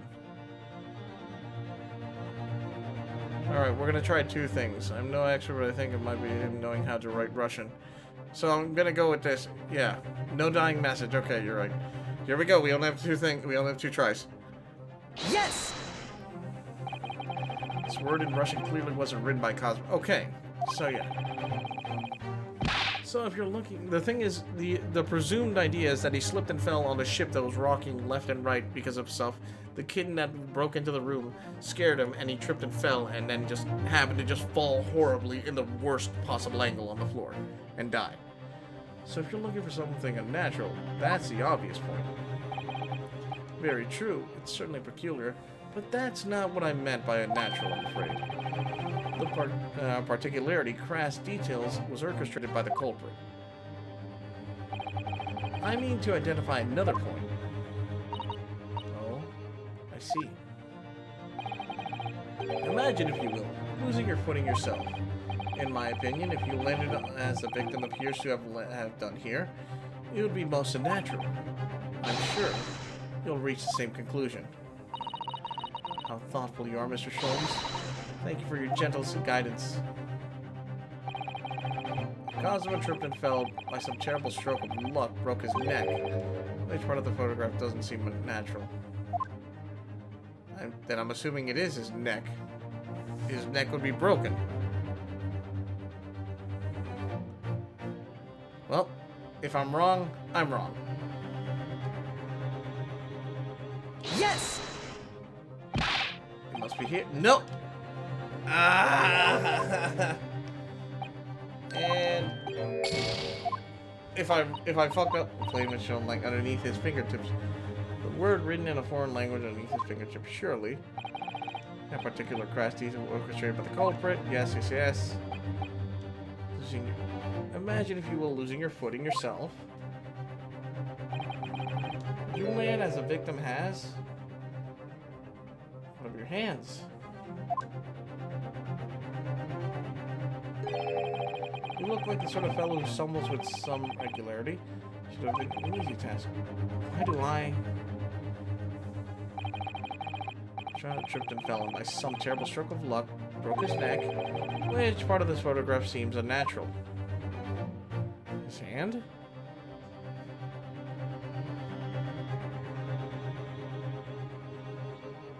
I mean, when you fall, you don't fall like that. And you know what? I'm gonna go with this. It doesn't look like that's the kind of look when you fall. But if I'm wrong, by the way, if I'm wrong, I'm probably gonna call it for the night. Yes! Alright. If he really fell due to an unfortunate accident, then his fist doesn't seem quite right. The exact same thought occurred to me. In a fall, one's instinct is to open... Yeah, okay, that's what I... Alright. I actually thought that myself, because we instinctively try to catch ourselves. Even if we're dead set going to land horribly. Like, I see it so many times in so many shows and videos that I watch people fall over. It's the funniest shit I've ever seen. Everyone just, for some reason, always lands flat like this. Even if they're dead wrong and shouldn't be landing like that. Just palms wide open, just flat on the ground. That's how I broke one of my arms. Yeah, because we try to catch ourselves. Yet here we see the victim with his left hand firmly tied into a ball. Almost, you might say, he's holding on to something. What do you mean? Simply that I took the liberty of investigating the victim's fist a short while ago. It's the other earring. And what, pray, do you imagine I found there, my dear fellow? Mr. Sholmes, show us, please. Why, of course, my dear madam. Would I keep you in suspense? My man just does this little... This is what... I knew it! The other earring! I knew that would come into play. Okay. Oh, crescent moon. With a little gemstone in the middle. Yes, you're right. A crescent moon. It's very pretty. But what does it tell us? It tells us nothing. Even though you see her face. I'm not so sure. That crescent moon looks... It looks familiar somehow. Sure, I've seen it somewhere before. Observation. That is the key. He's now tantalizingly close. How did the crescent moon come to be in Kazuma's clenched fist? That's the final clue, the last piece of the puzzle. Ask yourself, what does this little crescent moon mean? Observe. Find the answer with your own eyes. I got it. It's right here. And if I swear to God, if it's gonna be like, no, you had to point at the other ear, and it gets me wrong, and I'm done, I'm gonna smack my hand, and I'm gonna fall, and I'm gonna break my neck like Kazuma did. I'm kidding. Yes! There, good, we got it. Miss Pavlova, on your ear there. I see you have a crescent moon as well. What? And on your other ear, oh, you seem to be missing one. The little link holding it on must have broken, I suppose. Now, the missing crescent moon was found on the victim's clenched fist. Clearly, there's only one logical conclusion. Would you agree, Mr. Naruhodo? Yes. Miss Pavlova? Mr. Osogi must have grasped that crescent moon and pulled it from your ear. Perhaps just moments before he fell onto the floor. In other words, last night in Mr. Osogi's cabinet, you witnessed the moment when the victim fell with your own eyes. In fact, you were quite literally at arm's length from him. But then the question is, why did Mr. Osogi do that? Why did he pull your earring from your ear and hold it in his clenched fist during his final moments? Oh no. Angel? No one can protect you now. Maybe she's not an angel. No. Maybe in true Phoenix Wright fashion, this is where she turns like, you know, becomes all crazy and oh, tell the truth last night. What did you do to Kazuma?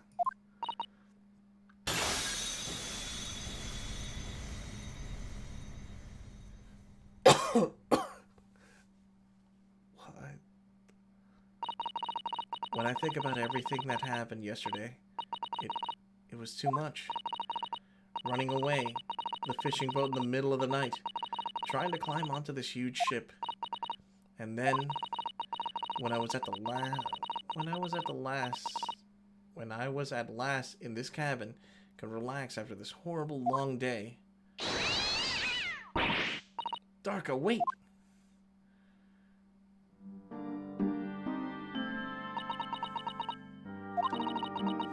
I couldn't believe it when she disappeared through the vents. I tried to call her with a little whistle. I tried waving her favorite toy.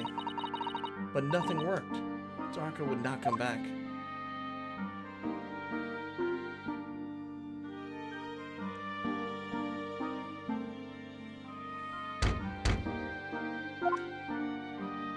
I feel like she did go in there, she did talk to him, and that's when the cat popped out because it recognized its owner, and that's when it just, either just the incident happened, or he tripped and fell, or who knows.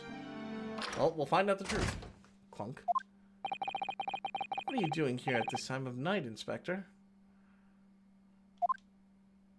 Wait, what? Oh. Oh. I'm sorry. I thought it was a friend of mine.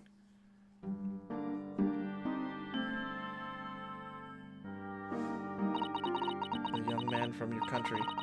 He was very polite and kind. He helped me to find Darka, and he promised not to tell anyone. But then, when I had my friend in my arms again, and I was going to leave the man's cabin, Just a moment. Sorry, but... Oh, yes? I'm sure I know your face. I've seen you somewhere before. Oh no, she panicked. Oh, of course. You're Nikolina Pavlova, aren't you? The Russian ballerina. Huh? No, I don't know that name. My heart nearly stopped when he said that. He knew who I was. How could this man from a land from a faraway east know a Russian ballerina? Yes, I saw your performance in Japan. The beauty of the ballet made a deep impression on me. But what are you doing on the ship? I'm sure I read that your ballet company was performing in Shanghai at the moment. I can't fool him. I have to tell him the truth, and hope he doesn't tell anyone. I have no other choice. I see. So you've run away. Please keep my secret. Don't tell anyone. Give me a moment. I could use another opinion here. No! She thought he was gonna pull the cord. She didn't realize that Naruhodo was in there. Why did I think I could trust him? Then it happened. Everything at once. It was only a second, but it felt like forever. Wait, I shouted, and then... Darka jumped out of my arms and down to the young man's feet. And... as he turned around to look at me...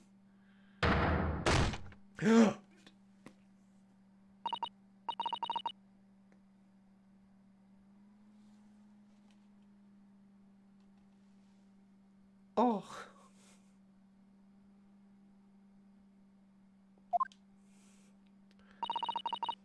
I don't even know why. I don't even know why I did it.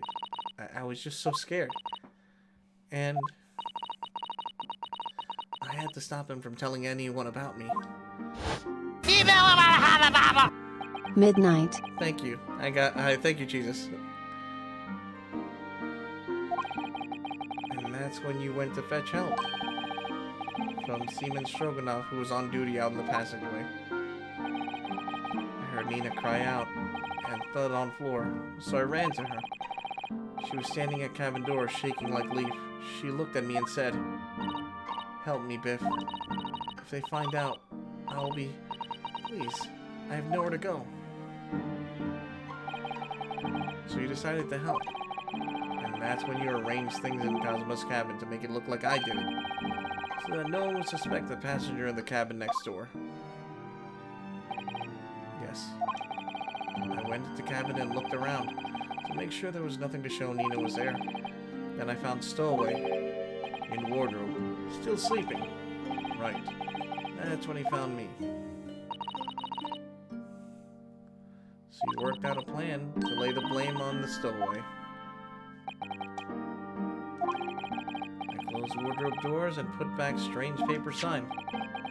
Luckily for me, that's the only reason Susato-san started to believe me when I said I was innocent. I dragged the young man's body to a good place and used ink that was spilled on to write on floor. I wrote so that person who found him would look inside wardrobe and find Stowaway. And tell me, what of the glass bell? It was by my feet, so I picked it up. I see. But it was dark in the cabin. I didn't notice the other half. Then Angel went back to her cabin, and I finished job, pressing the emergency alarm button in the passageway. Yes. Accordingly, the SS Borgia did indeed come to an emergency halt at a little after 2 a.m., thus enticing the bolt on the cabin door to slide shut, creating the locker room mystery. Still one thing I don't understand, Miss Pavlova. What? Well, you said that you told Kazi about the fact that you'd run away from your homeland, and it's because you were worried he was going to tell the captain that you pushed him. Isn't that right? Yes. But even if he had pulled the bell and cord and called for the captain of the ship, aren't you friends with every member of the crew? Why would that have been a problem? It was what he said first that made me scared. What he said first? What are you doing here at this time of night, Inspector? Oh. I'm sorry. I thought it was a friend of mine. He said an inspector was his friend. Ah, yes. Meaning me. Who was supposed to be acting as his bodyguard. I thought that if police knew about me, they would arrest me. So before he could pull the cord, I got you. I'm okay. See that. May I stop you for a moment, please, Miss Pavlova? It's just doesn't seem to make sense. I mean, was Mr. Asogi really going to pull the cord? I don't know. What? What do you think, Mr. Naruhodo?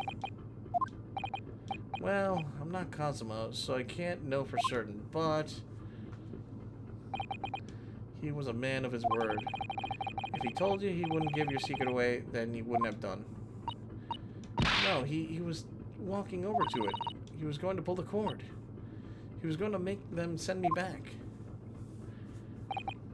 Well, Mr. Naruhodo, the day's work is not yet done. It seems there's one more deduction to make. What? Another deduction? Yes. What action was the victim really about to take at that moment? Can we determine whether the young man's gaze was directed? Well, it's obvious. Even I knew at the beginning. First, consider the victim's location within the cabin. That's easy. I remember every detail of that room. Yes, I spent quite a lot of time in that wardrobe, but still, the cabin has been my home for this entire voyage. This is how the cabin looked last night when Miss Pavlova visited Kazuma-sama? Yes, that's exactly how it is. Are you ready, Mr. Naruhodo? Yes. There's one thing I've learned today, that a simple gaze can reveal all manners of truth. And not only that, in order to draw the right conclusion, you can't afford to be outviewed by a little bit when you're following the gaze to where it lands. So, when he turned away from Miss Pavlova, what exactly was Kazuma looking at?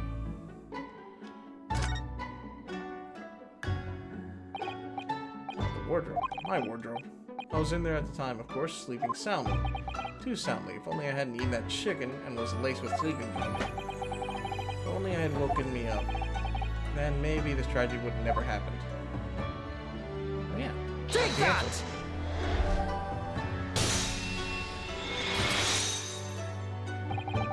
Considering everything that had happened last night, certainly it may have looked as though Kazuma was going to ring the bell. Yes, however,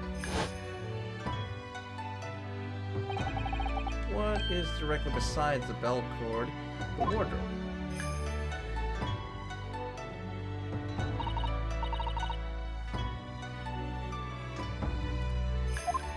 Oh, that? I don't mean to be that guy. No, I'm about to end as soon as this thing's over.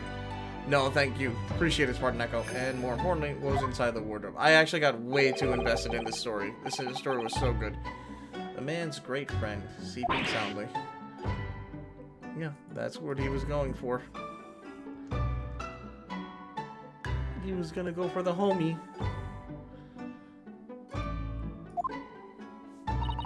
Miss Pavlova, please, think back very carefully. Or Mr. Asogi's exact words last night. Give me a moment. I could use another opinion here. Another opinion? Yes, but not from a member of the crew. No, Mr. Asogi intended to consult his close friend on the matter.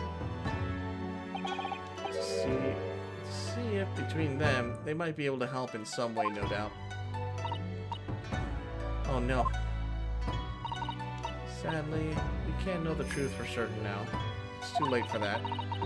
But I wish you had made sure of what Mr. Asogi was looking at. You're dropping the bit. I'm happy she's truly not bad. She was just panicked plus didn't really knew what he was gonna do. Yeah.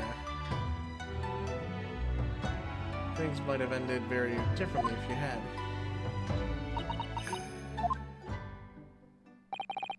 Pavlova. I want to thank you for finally admitting the truth. But unfortunately, the truth is, a man lost his life because of what you did. And that will never change. I hope you'll never forget that. I'm sorry. Really. I'm so sorry. What have I done?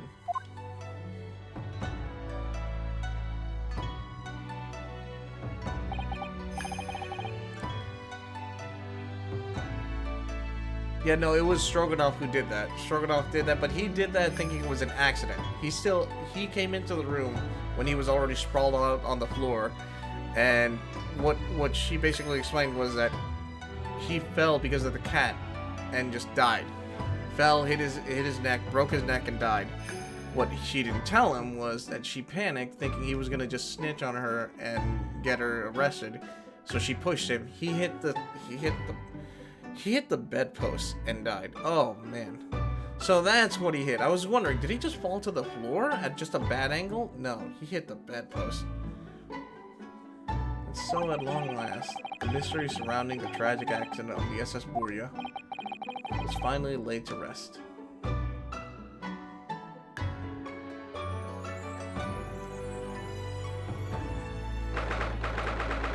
of January. Thanks for dropping the bit. It's just conflicting, dude. Yeah. What would happen to Miss Pavlova now, then? Once we reach Great Britain, she'll be handed over. Depends on the way he landed. Sometimes you can just take a butt without, like, having a big bruise. Once we reach Great Britain, she'll be handled over to British release at Scotland Yard. Also, given at the time this game takes place, medical autopsies are kind of like, eh. Especially when they were making in the first case, when they were doing, when we were back in Japan. They didn't have really good autopsy. In fact, they only just now started to do medical autopsies to check for poison, which I got lucky for in that case, at least story-wise. What about the fact that she ran away from Russia? Won't the Russians try to word that I have never ever seen. Repatriate her? That is a new word for me. I need to look that up. Apparently, the English detective can speak to the immigration officer, sort all that out. Mr. Sholmes can do that? So she won't be going back to Russia. No, I don't think so.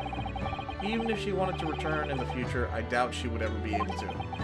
She ran away, so now she's in exile for life. I see. I'm sorry. Seaman Stroganoff? I wanted to help our angel, no matter what. But I didn't think about you. About how you lost a good friend. I'll go with Nina. I'll give myself to British police. It's kind of you. In the meantime, thank you for letting me go free again. Kazuma's death feels like such a waste, but... well...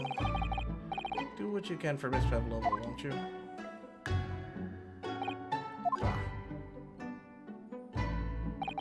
Well, I'm afraid you need to pack now. We're due to arrive in Hong Kong tomorrow.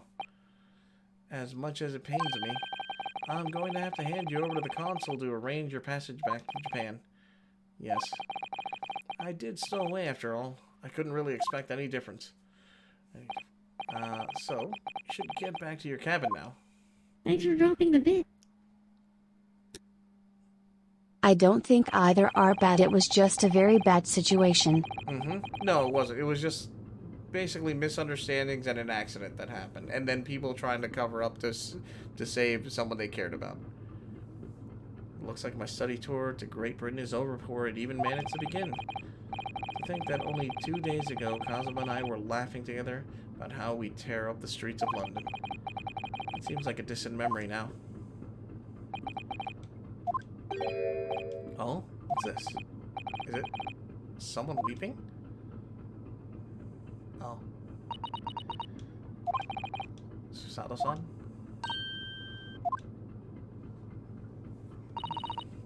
Naruhodo-san, I didn't know you had returned. Oh, well, I haven't been back long. Inspector Hosonaga just told me I should pack, you know, ready to leave the ship tomorrow and all that.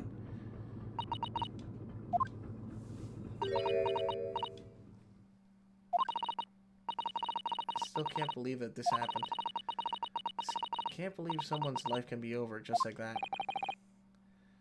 Susato-san.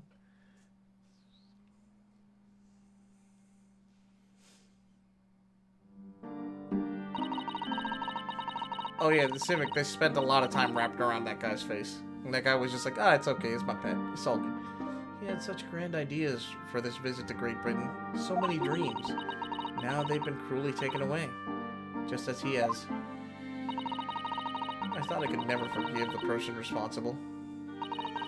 But now we know the truth. That it was just an accident. Just a silly series of mishaps. Knocking. It's too much, Naruto-san. It's just too much. Yeah, I know. I wish there was something I could say. Hey, Sholmes. Oh, no, it's Hosonaga. I thought it was Sholmes for a sec. Inspector. Duty was to see Hosonaga safely to Great Britain. But I failed. And caused his two closest friends great pain and suffering as a result. I've let everyone down. And I will do anything to make up for my terrible blunder. Nobody blames you, Inspector. Wait, why am I in chains? And I'm free again now. At least... I swear to God, this man literally put them back. Surprise, Mr. Naruto? What is the meaning of this? Oh, a trifling matter. Simply that in my head, I think I shall always picture you wearing those shackles. Without them, the balance seems all wrong. It's distracting. Sorry? So I decided to restore them, for old time's sake, shall we say. You are a stowaway, after all. He thinks this is funny? God damn it. Ooh. Mr. Sholmes. We do appreciate all your assistance. I'd like to thank you from the bottom of my heart.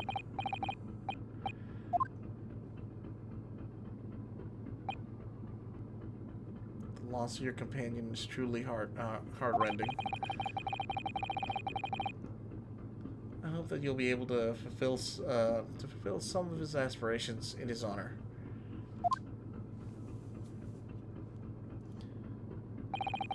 I'm afraid that won't be possible. We shall be disembarking at the next port in Hong Kong. We have to return to Japan to make a full report about everything that's happened.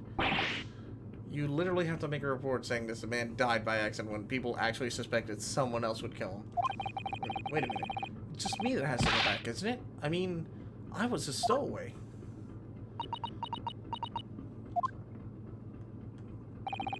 The terms of this study tour were negotiated by the Department of Justice in both Great Britain and Japan.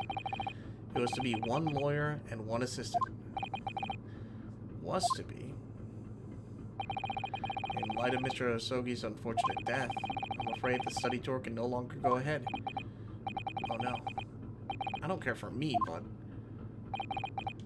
for Susato-san.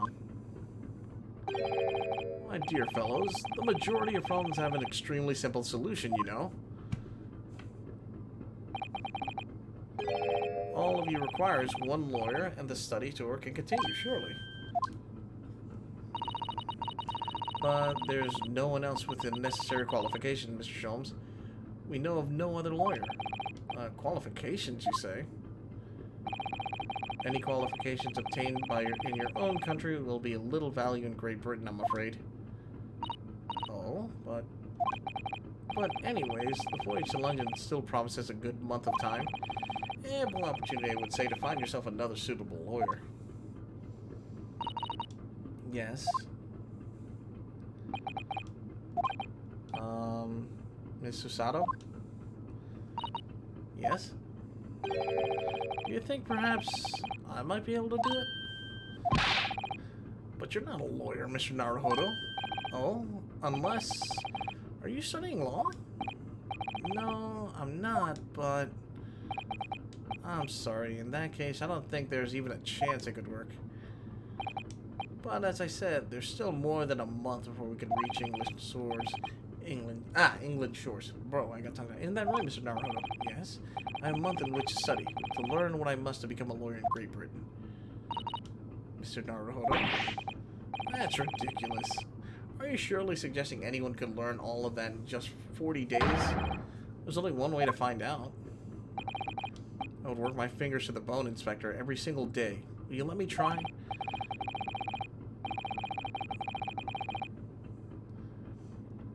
Maybe one day I might just ask a few friends to help me out on Lucky. Just be like, yo, I need some people to fill in roles for certain things. And if by the time we reach Great Britain, I haven't learned enough to be recognized as a lawyer, I'll just take whatever punishment is deemed appropriate. But why put yourself at such a difficult position? For Kazuma. He said there was something he had to do in Great Britain, and that he would sacrifice anything to make it happen. He was passionate about it. I can't let all that passion just come to nothing. And anyways, it's for my own benefit too.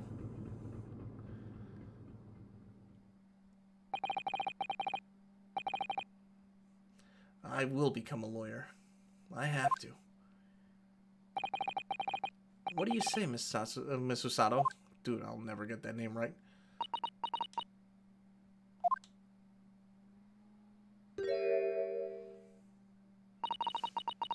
I think it's a wonderful idea. Thank you. I don't know why, that smile just makes me think, like, yeah, he has no chance. So what does our bespectacled inspector friend say? At least he's not all beat up anymore. Are you serious?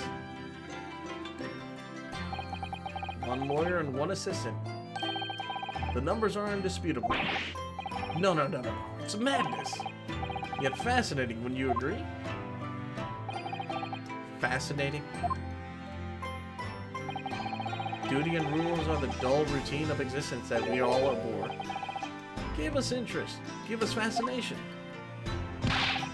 Speak for yourself. Besides, qualifications are no measure of a man. What matters is his character, no? And you witnessed ample evidence of this man's exemplary character today with your own eyes. From the early hours of this morning until this very moment now. Despite contending with the passing of his close companion, and despite the accusation of guilt, this man has shown resourcefulness, intelligence, and above all, courage.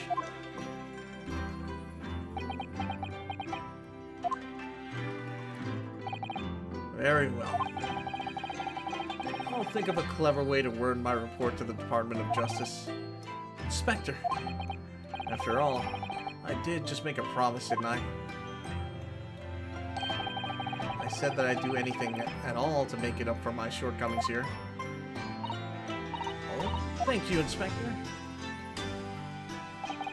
If you'll excuse me, I must pay a visit to the captain's quarters, I think. I need to discuss what to do next, how to best make my report.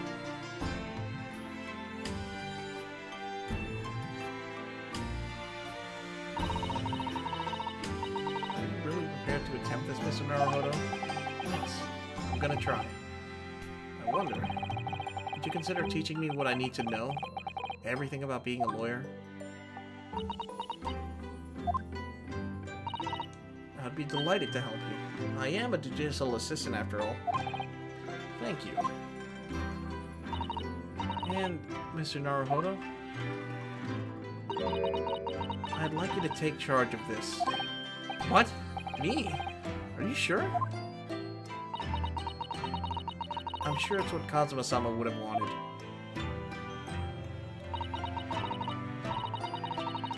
Its name is Kuruma.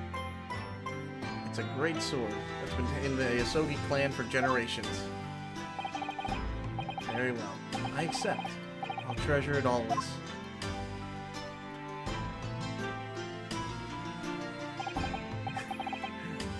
With her help, I can turn this one falsely convicted. It can get falsely convicted of 15 different crimes in a single day. So then, Miss Usato, It seems we'll be working together for some time to come yet. It'll be an honor, Mr. Naruhodo. Oh, there's your book that has infinite knowledge. And for the next 40 days, I shan't grant you a single minute of freedom. Wait, hold on. You shall fill every spare moment with study. Yes, that's exactly what I needed. He's gonna regret that. But, before we begin, I have an earnest favor to ask of you two. Goodness, what is it? Please, throw me to the ground. Wait, what? No, whoa, that's... throw me to the ground 3 times. Whoa. She's really forward. What? I should never have doubted you. You were Kazuma-sama's closest friend. Of course you would never have done anything to hurt him. That should have been obvious to me from the start. But I allowed suspicion to get the better of me. And no matter how upset I was feeling, it was completely unforgivable behavior. No, you were in shock. You just found out about me stowing away, and the cabin doors were locked from the inside. No, I won't let you make excuses for me. Whatever the circumstances, I should never have thrown you. Not just once, but 5 times. Wait, how come I only get to throw you 3? Ha! That number keeps creeping up, doesn't it? Please, you must. Just take hold of me and throw me. Do it! I don't even think of... Oh, my God. No. I don't even know how. I've never thrown anyone in my life. Very wise, Mr. Naruhodo. It isn't a skill one acquires without considerable training. Oh, Mr. Sholmes.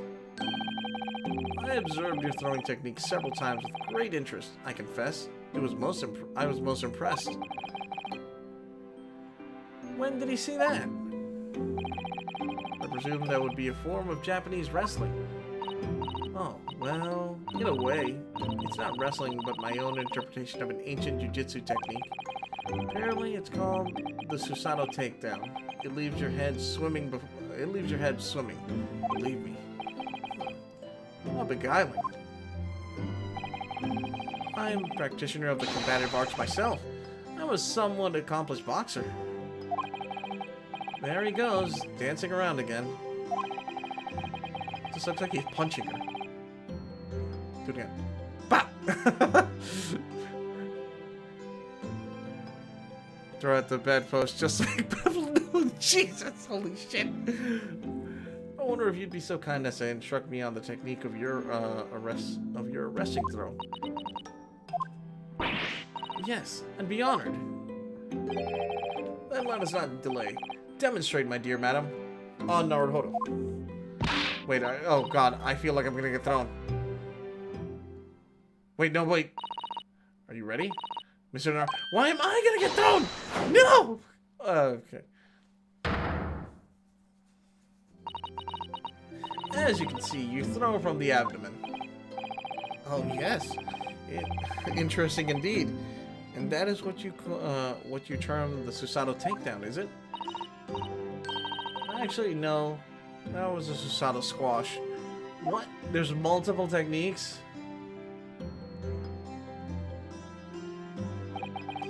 In my groggy state of consciousness, a scene from an evening recently spent with Kazuma flickered into my mind.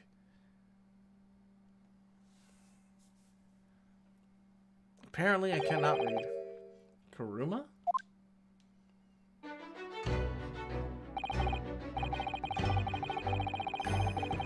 That's right. It's a prized sword that's been passed down through generations of the Asogi clan.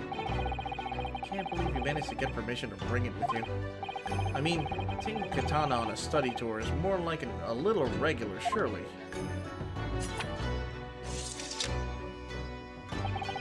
A Japanese man's sword is his soul, Ryunosuke. I can't be parted from my katana. Kuruma guides me. I truly believe that. So its name compels its wielder to slice evil in two. Not that you would need much compelling. On that subject, There's something very important that I have to do in Great Britain. And I'll sacrifice everything to make it happen. I appreciate you seeing it through with me. I know, Sublime. I know. Thank you. Of course I will. Whatever it is, I'll see it through the end with you. I knew you wouldn't let me down. That important thing he had to do. I still don't know what it was. I guess I won't know. But I'm going to see the place for myself and work it out. Great Britain's capital, London.